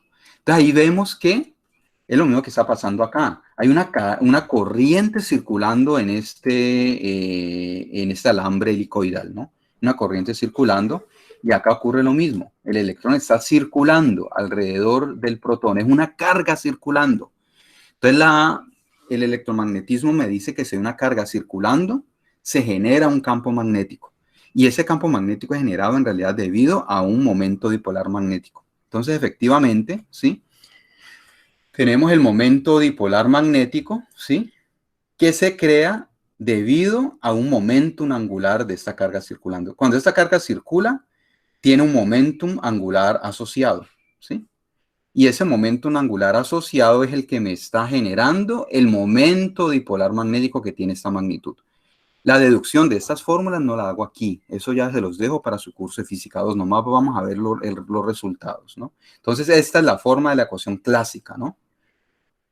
De la ecuación, la forma clásica, si yo asumo que el electrón se mueve clásicamente alrededor del núcleo, ¿no? ¿Sí? Entonces, este es el momento dipolar magnético que está asociado con la carga de la partícula que está circulando, que en este caso es la carga del electrón, está asociado con la masa de la partícula circulando, que en este caso es la masa del electrón, y con el momentum angular, que es L en este caso, debido a que está circulando, ¿no? Entonces, así como el momentum angular es un vector, el momento dipolar magnético también es un vector. Bueno, entonces, esta circulación es lo que genera, como les digo, genera el campo magnético alrededor, ¿no? Entonces, y ese campo magnético que genera es como si el átomo de hidrógeno se comportase como un pequeño imán, ¿sí? Ese pequeño imán entonces tiene su momento dipolar magnético, que es el que entonces ocasiona el campo magnético. Entonces uno puede considerar, como les digo, el átomo de hidrógeno como si fuese un pequeño imán, ¿sí? De esa manera, ¿sí? Con su polo norte y su polo sur, ¿sí? Bueno, entonces, ¿qué sucede si yo tengo este pequeño imán, ¿cierto? O este átomo de hidrógeno, ¿sí? Y yo hago que pongo un campo magnético externo, un campo magnético en la dirección Z, ¿sí? Esta va a ser la base del campo magnético en la dirección Z, es un vector, está en la dirección del vector unitario K, que es a lo largo del eje Z, ¿sí? Entonces, con componente B sub Z, ¿no? Entonces, hacia arriba, ¿cierto? Entonces, ¿qué sucede? Ustedes saben que los imanes interaccionan, ¿cierto? Si usted tiene un imán y pone otro imán al lado, esos imanes van a interaccionar, ¿no? Porque los campos magnéticos interaccionan en últimas, ¿no? Entonces, el hecho de usted tener un campo magnético, ¿sí? ¿Sí? En esta dirección, ese campo magnético va a interaccionar con el campo magnético generado por este átomo de hidrógeno debido al electrón circulando. En realidad lo que interaccionan son los momentos dipolares, en realidad, ¿no? Son lo que está interaccionando allí, ¿cierto? Entonces, resulta que hay una fórmula para esa interacción que ya se conoce. No la vamos a deducir aquí. La fórmula de la interacción entre el momento dipolar magnético y el campo magnético, ¿sí? Tiene esta forma, ¿sí? En realidad es el producto escalar entre el campo magnético y el momento dipolar del átomo de hidrógeno, ¿sí? Debido a la circulación del electrón alrededor del núcleo. Y Y ya sabemos, y esto ya sabemos qué es. Esto, recuerden que es el momento dipolar del electrón, que ya lo hemos visto, tiene esta fórmula. Entonces yo la puedo poner acá. Como el campo magnético está en la dirección Z, entonces este producto escalar me da esta cantidad de acá. E2me LZ B sub Z. Me da positivo porque aquí el momento dipolar magnético es negativo y la interacción tiene un signo acá menos. Entonces menos por menos me da más, ¿sí? Entonces, esta es la interacción que me predice, de hecho, la mecánica clásica, ¿no? Me predice el electromagnetismo clásico. Esto, como les digo, en física 2 se ve, ¿no? Entonces, ahora vámonos al terreno ya de la mecánica cuántica, donde este potencial de interacción entre el campo magnético externo y el átomo de hidrógeno se va a representar como un operador, el operador cuántico mecánico potencial de interacción, que lo representamos de esta manera. INT significa interacción, ¿no? Que tiene esta misma forma, ¿sí? Esta misma forma, solamente que en lugar de tener aquí, lo que hacemos es reemplazar la componente Z del momento angular por el operador correspondiente, el operador de la componente Z del momento angular. Esta cantidad B es la misma cantidad del campo magnético B, entonces se mantiene igual. Entonces esta cantidad es la que me da la noción de operador en mecánica cuántica para esta interacción, ¿sí? Entonces tiene esta forma de acá. Ahora vamos a hacer cierto cambio, vamos a introducir cierta constante que resulta importante, que se llama el magnetón de Bohr.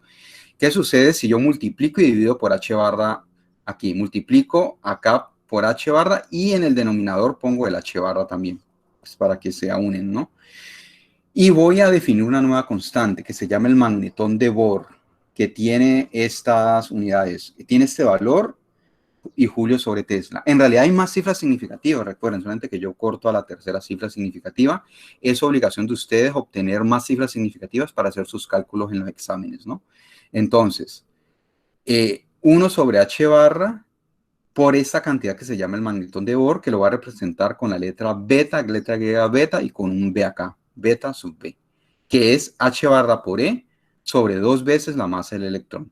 Y me da este valor en julios sobre Tesla, ¿sí? Julio sobre Tesla me da este valor de acá, ¿no? Entonces aquí vemos que entonces, y el Tesla está asociado con campos magnéticos. Ya les voy a dar de tarea que ustedes obtengan entonces estas unidades del Tesla, ¿sí? Bueno, entonces cuando yo reemplazo esto aquí, me queda de esta forma sencilla, ¿sí? El operador de interacción entre el campo magnético externo y el átomo de hidrógeno, ¿sí? Bueno, entonces, ahora voy a escribir el operador hamiltoniano, ¿sí? Para un átomo de hidrógeno sometido a un campo magnético externo, ¿sí? Entonces, el operador hamiltoniano va a ser el operador hamiltoniano que ya conocíamos, que es el operador hamiltoniano sin interacción con ese campo magnético externo, que va a tener el operador de energía cinética, el electrón, el operador de interacción entre el electrón y el núcleo, ¿sí? Que es esta cantidad acá, y el término de interacción entre el átomo de hidrógeno y el campo magnético externo, que es esta cantidad de acá, que en últimas es entre el electrón que está circulando y el campo magnético externo, ¿sí? Entonces ya mi operador va a tener ya una componente adicional que es esta, ¿sí? Bueno, entonces vamos a ver qué implicaciones tiene esto. Vamos a resolver la ESID asociada con este operador hamiltoniano, ¿sí? Tenemos nuestro operador hamiltoniano, ¿sí? Que mostré en la transparencia pasada, actuando sobre la función de onda, ¿sí? Solución de la ESID, para dar lugar a que a la energía por la función de onda, ¿cierto? Entonces queremos saber esta función de onda cuál es. Resulta que esta función de onda va a ser los orbitales atómicos. Los orbitales atómicos son funciones propias no solo del operador H super 0, que es el operador hamiltoniano del átomo de hidrógeno en ausencia de campo magnético externo, sino que también son funciones propias del operador hamiltoniano, incluyendo la interacción con un campo magnético externo, ¿sí? Y aquí lo podemos corroborar fácilmente. Vean y verán cómo es. Yo puedo en este caso distribuir esta función, este orbital atómico. Lo puedo esta función puede pasar aquí, ¿cierto? Y puede pasar acá.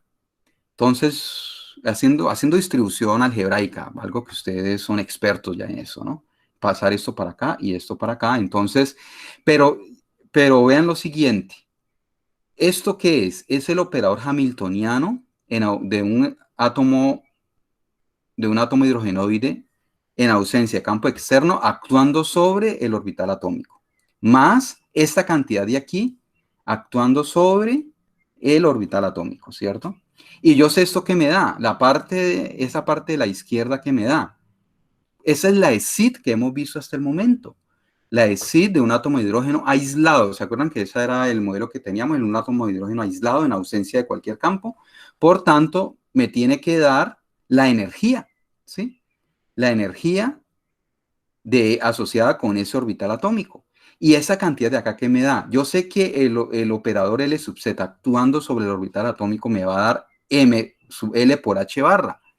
Recuerden que los orbitales atómicos son funciones propias del operador L sub z, ¿sí? Y los valores propios son m sub L por h barra. Entonces me da esta cantidad de acá. Ahora, ¿yo qué hago? Bueno, las h barras se cancelan, ¿sí? Factorizo el orbital atómico, que aparece aquí y aparece acá. Y me queda esta cantidad acá. Y eso tiene que ser igual aquí a la energía por el orbital atómico. Esta cantidad es una constante. Eso aquí es una constante y eso aquí es una constante. Entonces esta va a ser la nueva energía, ¿sí? Resulta que la energía de un átomo hidrogenoide en un campo magnético externo, ¿sí? Va a ser la suma de dos cantidades. La energía, ¿sí? La energía del átomo de hidrógeno en ausencia de campo magnético externo, átomo de hidrógeno aislado, y esta cantidad de acá, que es la cantidad debida a la presencia del campo magnético, ¿sí? Por tanto, la energía ya va a depender, en ese caso va a depender de dos números cuánticos, de n y de m sub L. Si yo tengo un átomo de hidrógeno aislado, es decir, en ausencia de campos magnéticos externos o de cualquier otro campo, la energía solamente depende del número cuántico n. Si el átomo de hidrógeno está en un campo magnético externo, la energía ya, además de depender de n, va a depender de m sub L, porque está aquí, está acá. Es esta energía original del átomo de hidrógeno aislado más esta cantidad acá que tiene el m sub L, ¿sí? Entonces ya no va a depender de un solo número cuántico, depende de dos números cuánticos allí, ¿sí? Entonces, por tanto, esto pues va a tener implicaciones, por supuesto, en términos de la degeneración de los valores de la energía, ¿no? Entonces, por eso se le llama número cuántico magnético, porque en presencia de un campo magnético externo, ¿sí? La energía ya va a entrar a depender del número cuántico m sub L. Entonces, para poder escribir el valor de la energía, tengo que conocer tanto n como m sub L, ¿no? A esto se le llama el efecto Zeeman, específicamente el efecto Zeeman normal, ¿no? Que es cuando usted somete el átomo de hidrógeno o un átomo a un campo magnético externo, ¿sí? El efecto Zeeman. Hay otro efecto que se llama el efecto Stark. El efecto Stark es cuando usted somete el átomo o un átomo cualesquiera, un átomo de hidrógeno, por ejemplo, a un campo eléctrico externo, ¿sí? Se llama efecto Stark, que no lo vamos a ver aquí porque es más complicado de analizar. Pero el efecto Zeeman, sí, al menos el efecto Zeeman normal es fácil de analizar y por eso lo hicimos, ¿no? Entonces, como les dije, esto va a tener efecto en la degeneración de la energía. Supongamos que yo no tengo campo magnético externo. Si yo no tengo campo magnético externo, B sub Z va a valer 0, ¿cierto? Por tanto, yo voy a tener que la energía nomás va a depender del número cuántico n. Entonces, supongamos que tenemos los tres orbitales atómicos, 2p menos 1, 2p sub 0 y 2p más 1, ¿cierto? Estos son con número cuántico n igual a 2, L igual a L igual a 1 y M sub L igual a menos 1, 0 y más 1, ¿cierto?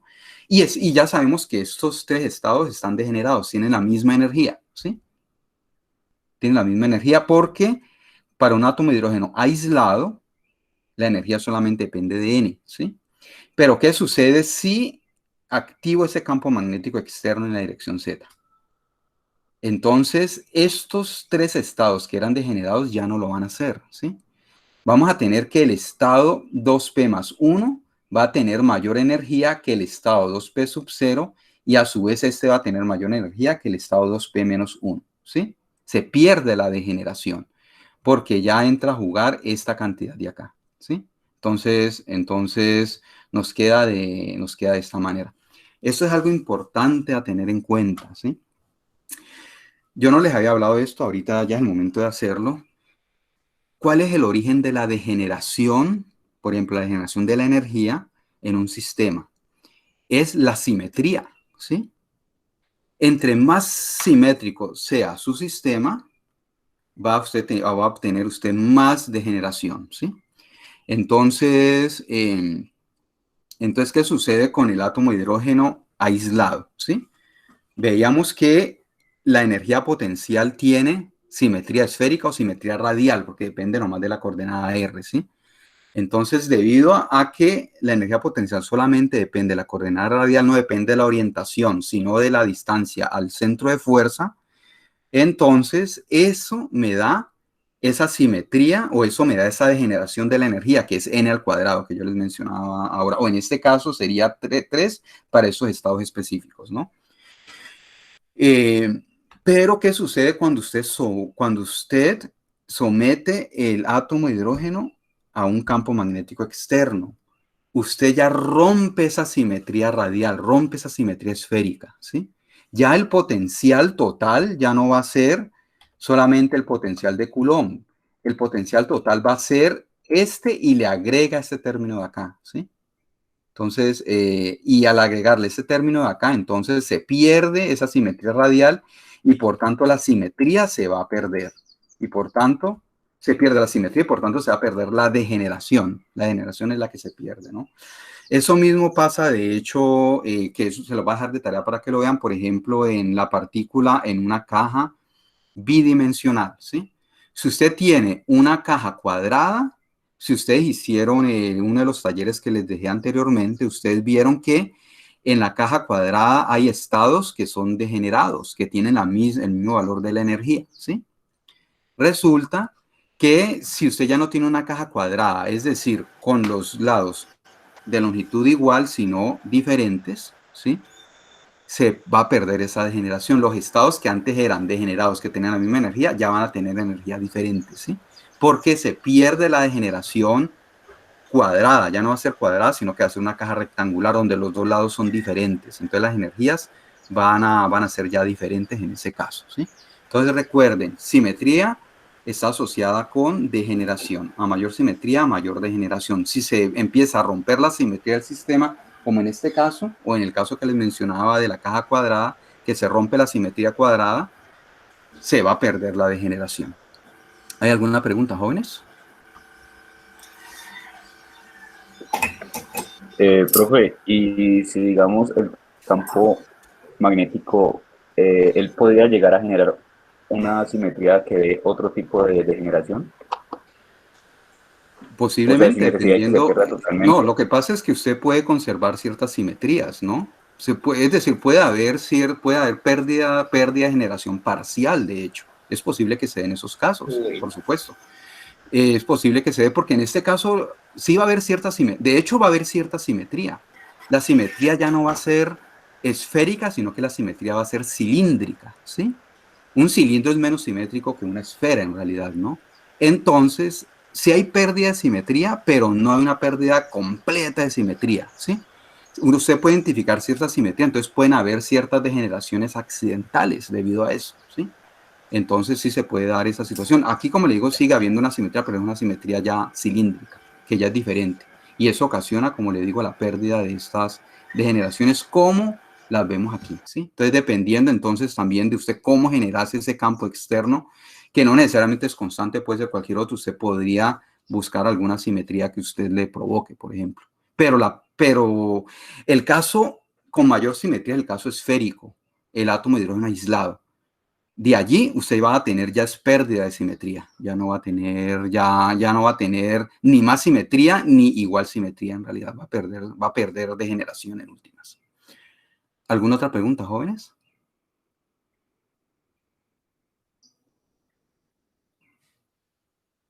Profe, una pregunta. Pues esto que estamos viendo pues no tiene aplicación a los átomos polielectrónicos, ¿cierto? Por supuesto que Pero, sí, por supuesto que tiene aplicación. Usted puede someter un átomo polielectrónico a un campo magnético externo. ok, bueno, pues yo me refería a lo de los orbitales. Eh, pero entonces, digamos que en el átomo de helio, por ejemplo, si yo lo viera de forma clásica, el segundo electrón podría interactuar por el campo magnético que genera y causar ese tipo de efecto. Por supuesto que sí. Lo que pasa es que ahí ya la situación es más complicada. Lo vamos a ver, ¿sí? Porque usted ya tiene que hablar es de un momentum. Recuerde que el momentum angular orbital del electrón es el que está ocasionando, es el que interactúa en últimas, es el que ocasiona el momento dipolar magnético, ¿sí? Ahí usted tiene que primero calcular el momentum angular total del átomo de helio que involucraría a los dos electrones. Y ese es el que va a generar el momento dipolar magnético. Ah, ok, Pero sí profe. se puede hacer. Lo que pasa es que ahí sí estamos de acuerdo, Luis. Los orbitales atómicos ya no van a ser funciones propias. Nada de eso. Los orbitales atómicos solamente son funciones propias para el átomo de hidrógeno. Pero uno puede hacer una aproximación en términos de orbitales. Eso sí, uno puede hacer una aproximación, pero ya no van a ser las funciones exactas en realidad. ¿Sí? Ok, profe, otra pregunta. Ese efecto Zeeman, ¿cómo se puede ver experimentalmente?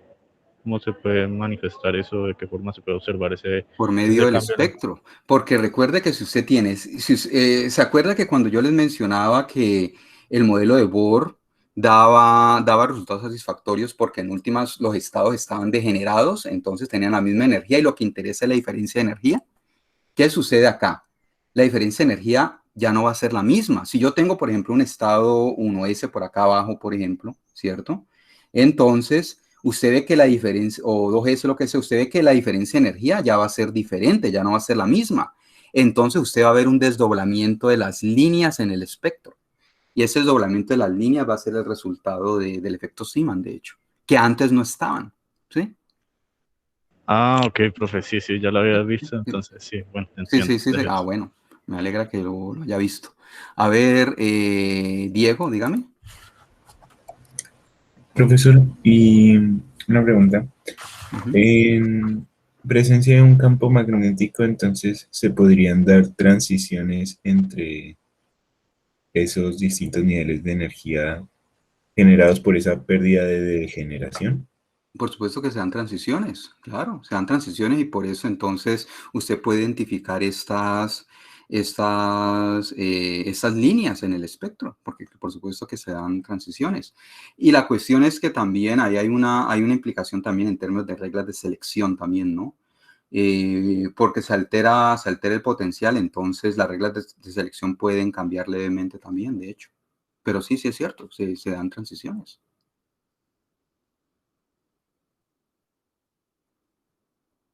Y depende de la magnitud del campo magnético. De hecho, dependiendo de la magnitud del campo magnético, usted va a tener más líneas o menos líneas, pero son cosas que no vamos a tratar acá, ¿no? Aquí estamos asumiendo campos magnéticos débiles, en realidad, ¿no? De poca intensidad, ¿no? Pero si los campos magnéticos son fuertes, ahí el sistema se distorsiona más todavía y ya las reglas de selección típicas que uno tiene ya empiezan a perder validez y todo, ¿no? Todo es dentro del modelo que uno está trabajando, todo es dentro del modelo que uno trabaja y el modelo tiene unas restricciones muy específicas que se debe tener presente.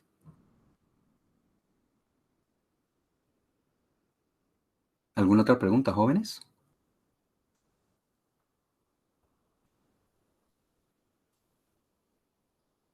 Bueno, entonces continuemos a ver. Bueno, entonces ya con esto terminamos la interpretación de los números cuánticos, ¿sí? N, L y M sub L. Por ahí algunos mencionaban ya, por ahí a veces hablaban que del spin, ¿no?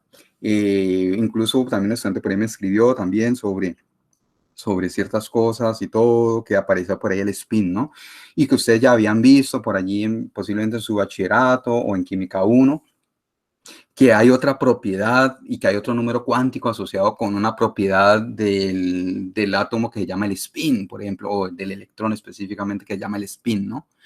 Entonces, es lo que ya vamos a iniciar. Vamos a iniciar el tratamiento para incluir el spin electrónico, porque es una propiedad que también se observa, ¿sí? Bueno, entonces vuelvo y repito. ¿Alguna pregunta hasta aquí antes de iniciar el nuevo tema?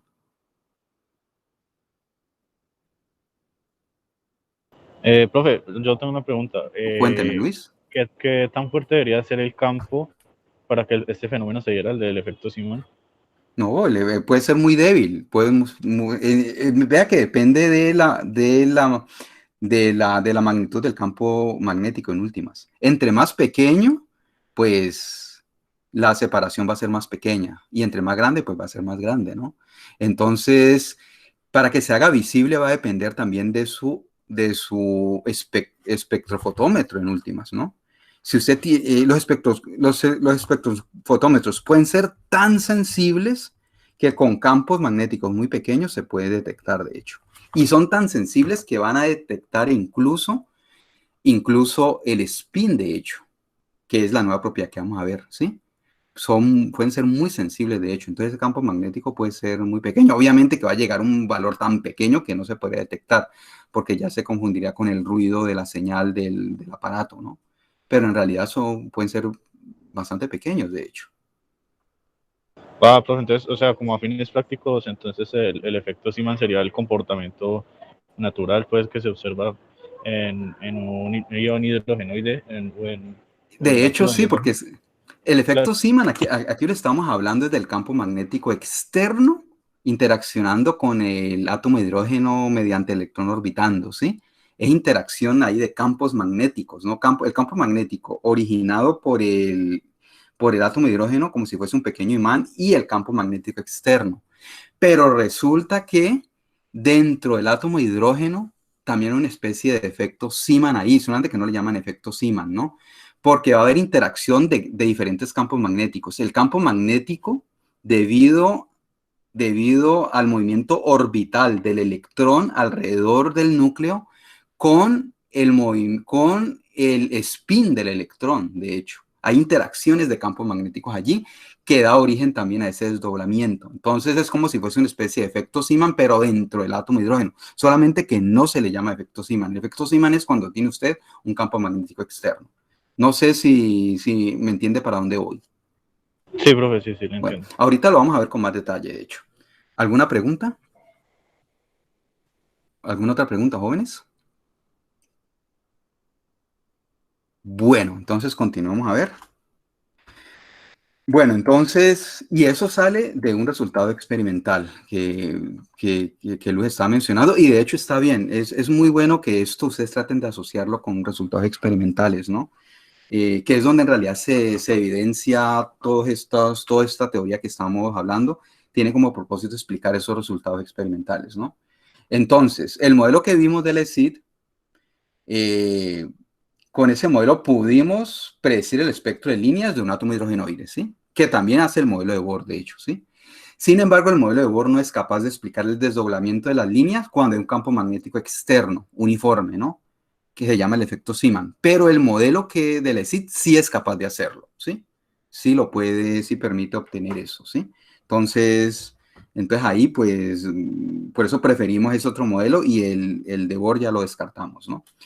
Bueno, pero resulta que yo les había mostrado anteriormente el espectro de líneas, este es el espectro de líneas experimental, esto es experimental, del átomo de hidrógeno en la región del visible, donde se ven estas 4 líneas, ¿no? ¿Sí? Una más brillante y esta por acá ven como más tenues y todo, ¿no? Pero esto es a simple vista, que se ven como si fuesen líneas solitas, ¿no? Pero resulta que hay espectrofotómetros que son muy sensibles. Cuando usted tiene un espectrofotómetro lo suficientemente sensible, se da cuenta de esto, que esta línea que usted creía que era simple, en realidad no es simple. Son 2 líneas muy pegaditas ahí, ¿cierto? Se ven como 2 líneas muy pegaditas, ¿sí? A simple vista no se puede ver, necesita usted un espectrómetro muy, pero muy sensible para ver esto, ¿no? Entonces ahí es donde empieza a surgir la cuestión que era lo que mencionaba ahora, ¿no? Veíamos que los campos magnéticos externos, efecto Zeeman, ocasiona desdoblamiento de las líneas. Vemos que las líneas en realidad presentan un desdoblamiento natural. El átomo de hidrógeno presenta ese desdoblamiento aislado, en ausencia de campos magnéticos externos, ¿no? Entonces eso da pie para pensar que de alguna manera ahí tiene que haber una interacción entre campos magnéticos dentro del átomo, ¿sí? Algo similar al efecto Zeeman, solamente que los campos magnéticos ya son internos, no hay un campo magnético externo, ¿no? Y el efecto Zeeman sirvió de guía, obviamente, para pensar en eso, ¿no? Entonces, para el átomo de hidrógeno, la línea H alfa, ¿sí? ¿Cierto? La línea son dobletes, y esos dobletes, como el de acá que les mencionaba, la línea H alfa, están separados en esta distancia, vean. 0.14 Armstrongs, si yo tengo el espectro en longitudes de onda, es una distancia muy pequeñita, ¿sí? Por eso es que requiere un espectrómetro muy sensible para usted detectarlo, ¿no? ¿Sí? Pero la línea H-beta también muestra también estas dos líneas, es decir, en realidad ahí uno observa dobletes, en realidad, ¿no? Y lo mismo sucede con las líneas del sodio, del átomo de sodio, de hecho, ¿sí? Si usted ve el espectro a simple vista, ¿sí? Utilizando su espectrómetro de prisma, usted ve una línea muy brillante, ¿sí? Una línea amarilla muy brillante allí, ¿cierto?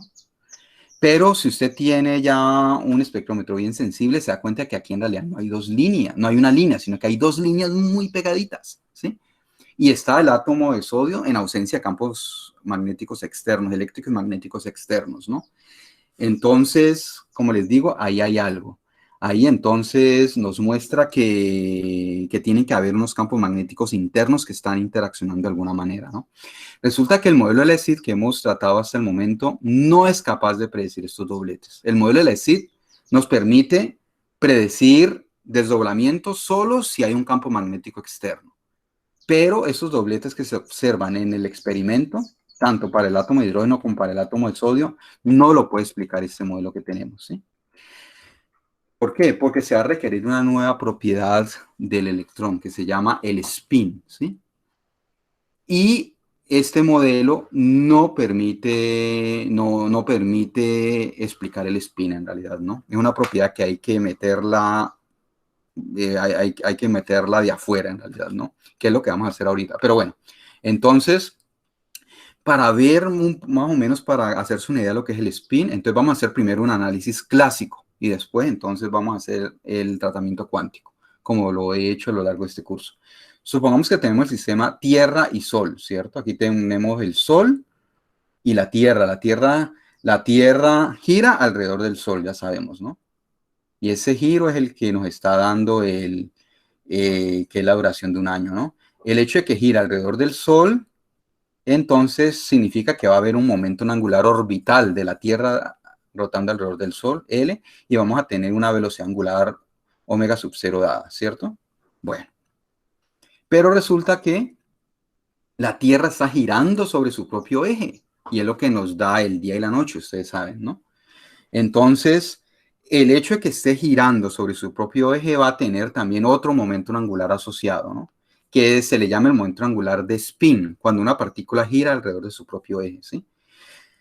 Ese momento angular de spin, ¿sí? Bueno, ya sabíamos que el momento angular orbital es, bueno, todo momento angular, ¿qué es? Es momento de inercia por velocidad angular, ¿no? ¿Sí? Entonces, lo mismo sucede con el momento angular de spin. El momento de inercia de la Tierra por la velocidad angular de giro de la Tierra sobre su propio eje, ¿sí? Entonces me está dando este momento angular de spin. Ambas en realidad tienen el mismo origen, ¿sí? Entonces, la diferencia en realidad por conveniencia, momento angular orbital y de spin, en realidad por conveniencia, pero tienen el mismo origen, ¿cierto? Bueno, entonces,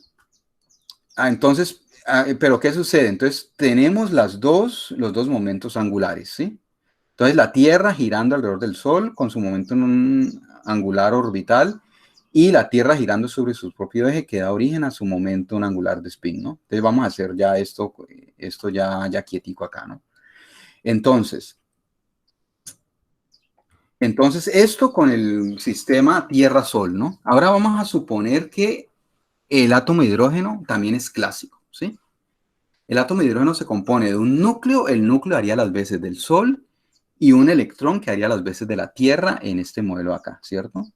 Entonces vamos a tener, debido a esta interpretación de acá, vamos a tener lo mismo, un momento angular orbital del electrón, que ya lo vimos, debido al movimiento del electrón alrededor del núcleo, y un momento angular de spin si pensamos que el electrón está girando alrededor de su propio eje. Esa es una imagen clásica que podemos hacer, ¿no? El electrón también gira sobre su propio eje, entonces va a generar un momento angular de spin, ¿cierto?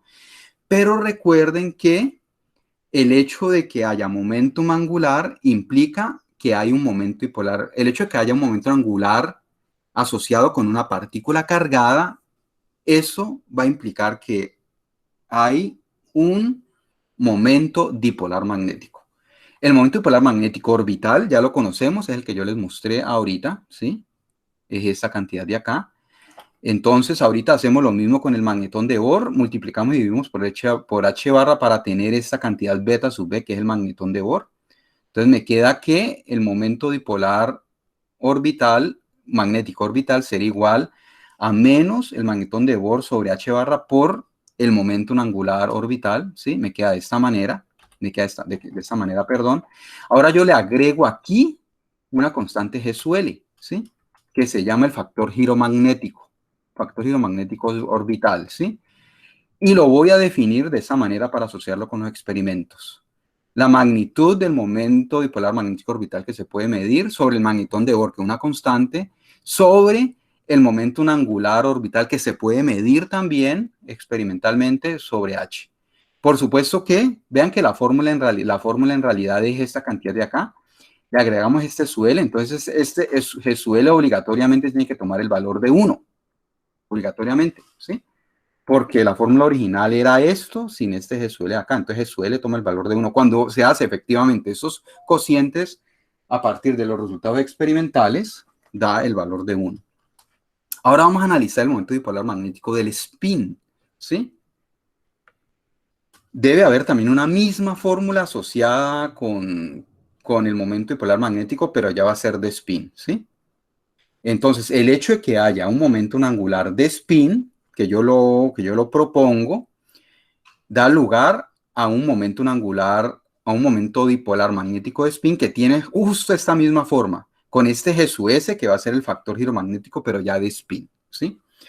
Resulta que la predicción clásica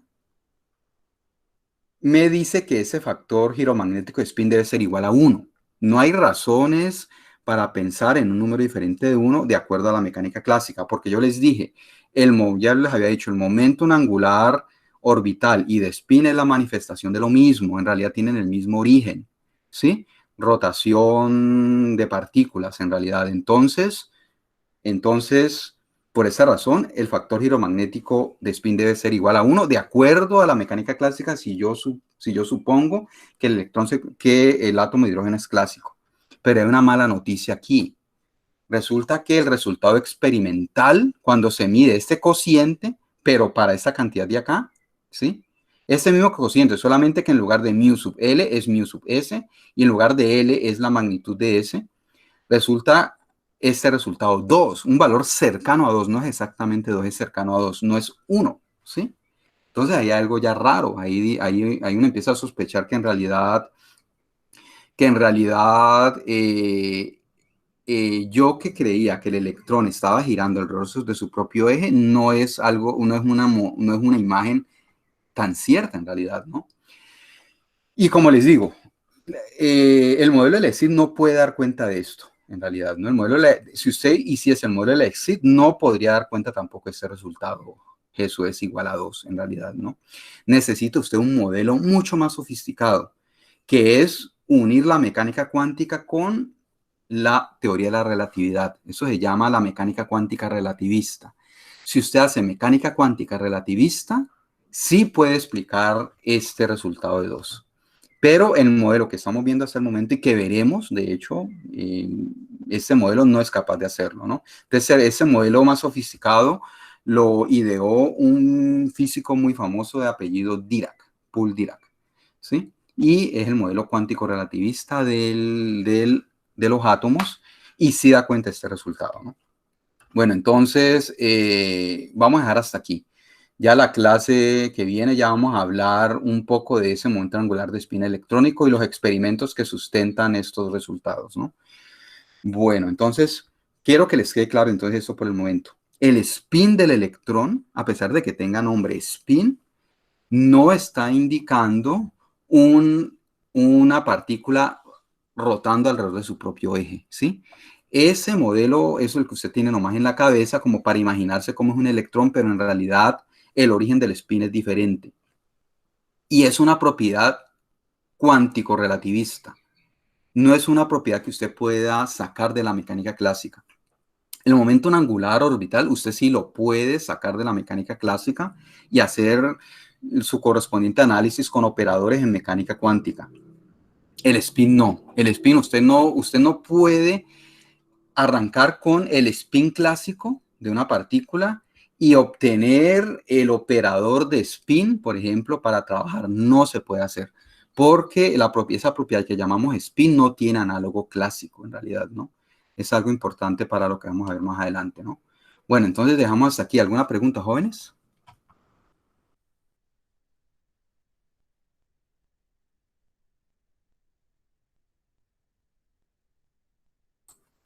¿Inquietudes? ¿Comentarios?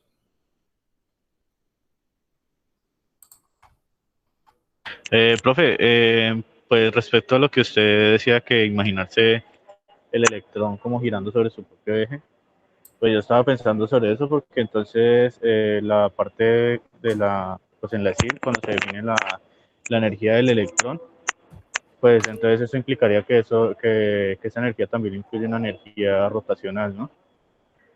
¿En cuál energía rotacional? No lo entendí muy bien. Es decir, si usted se imagina que el electrón está girando, ¿cierto?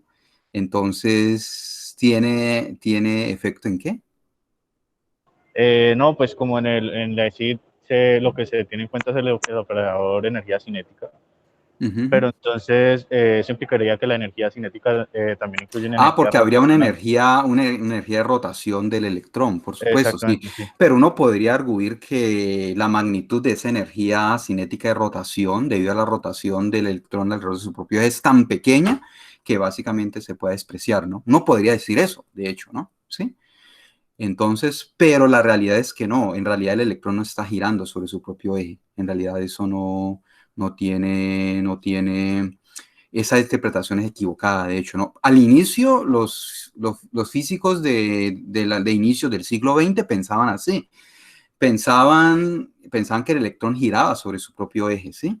Y llegaban a conclusiones equivocadas. Por ejemplo, la conclusión del factor giromagnético de spin, ¿sí? Y entonces y se dieron cuenta que no, que en realidad el electrón no está girando sobre su propio eje. También podemos pensarlo de esta manera. El electrón se considera como una partícula fundamental, ¿sí? Por el hecho de ser una partícula fundamental, entonces uno puede decir que el electrón no tiene tamaño, básicamente, ¿no? Es decir, si usted lo considerase como si fuese una pepa que no tuviese volumen, básicamente, ¿no? A diferencia del protón, el protón usted sí puede asignarle un tamaño determinado, ¿no? Con el electrón no pasa, porque el protón en última no es una partícula fundamental. Dentro del protón hay otras partículas, ¿no? Que son los quarks, ¿no? Entonces por ser una partícula fundamental, entonces usted no puede asignarle en último un tamaño. Y para poder que algo gire sobre su propio eje debe tener un tamaño, ¿cierto? Debe tener un Claro, por el volumen. momento de inercia, sí.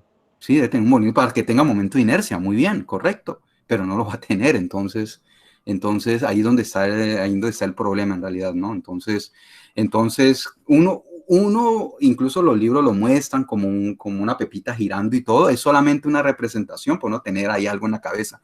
Pero esa representación uno no debe extrapolarla y creer que el electrón efectivamente está girando sobre su propio eje, no. Y aquí es donde entonces la mecánica cuántica cobra mucho más poder, porque la mecánica cuántica es capaz de predecir la existencia del spin, ¿sí? Mediante mecánica cuántica relativista, ¿sí? Y prescindir ya de las analogías clásicas, en realidad, ¿no? prescindir de que primero usted tiene que escribir el observable, mecánica clásica, y después elevar toda categoría de operador. Ya usted ya no necesita eso. En realidad aquí ya no, usted no lo va a hacer, porque ya no tiene usted ese análogo clásico, ¿no? Si hubiese ese análogo clásico, sería efectivamente el spin clásico que uno habla, ¿no? Lo que pasa es que se conservó la misma palabra, el spin, que a veces por eso los estudiantes se pueden confundir y lo asocian con ese giro, cuando en realidad no hay tal, ¿no? Pero eso no quiere decir que usted no se lo imagina así. Yo me lo imagino de esa manera, pero yo sé que la realidad no es esa, ¿sí? Porque de alguna manera uno tiene que imaginarse las cosas, ¿no?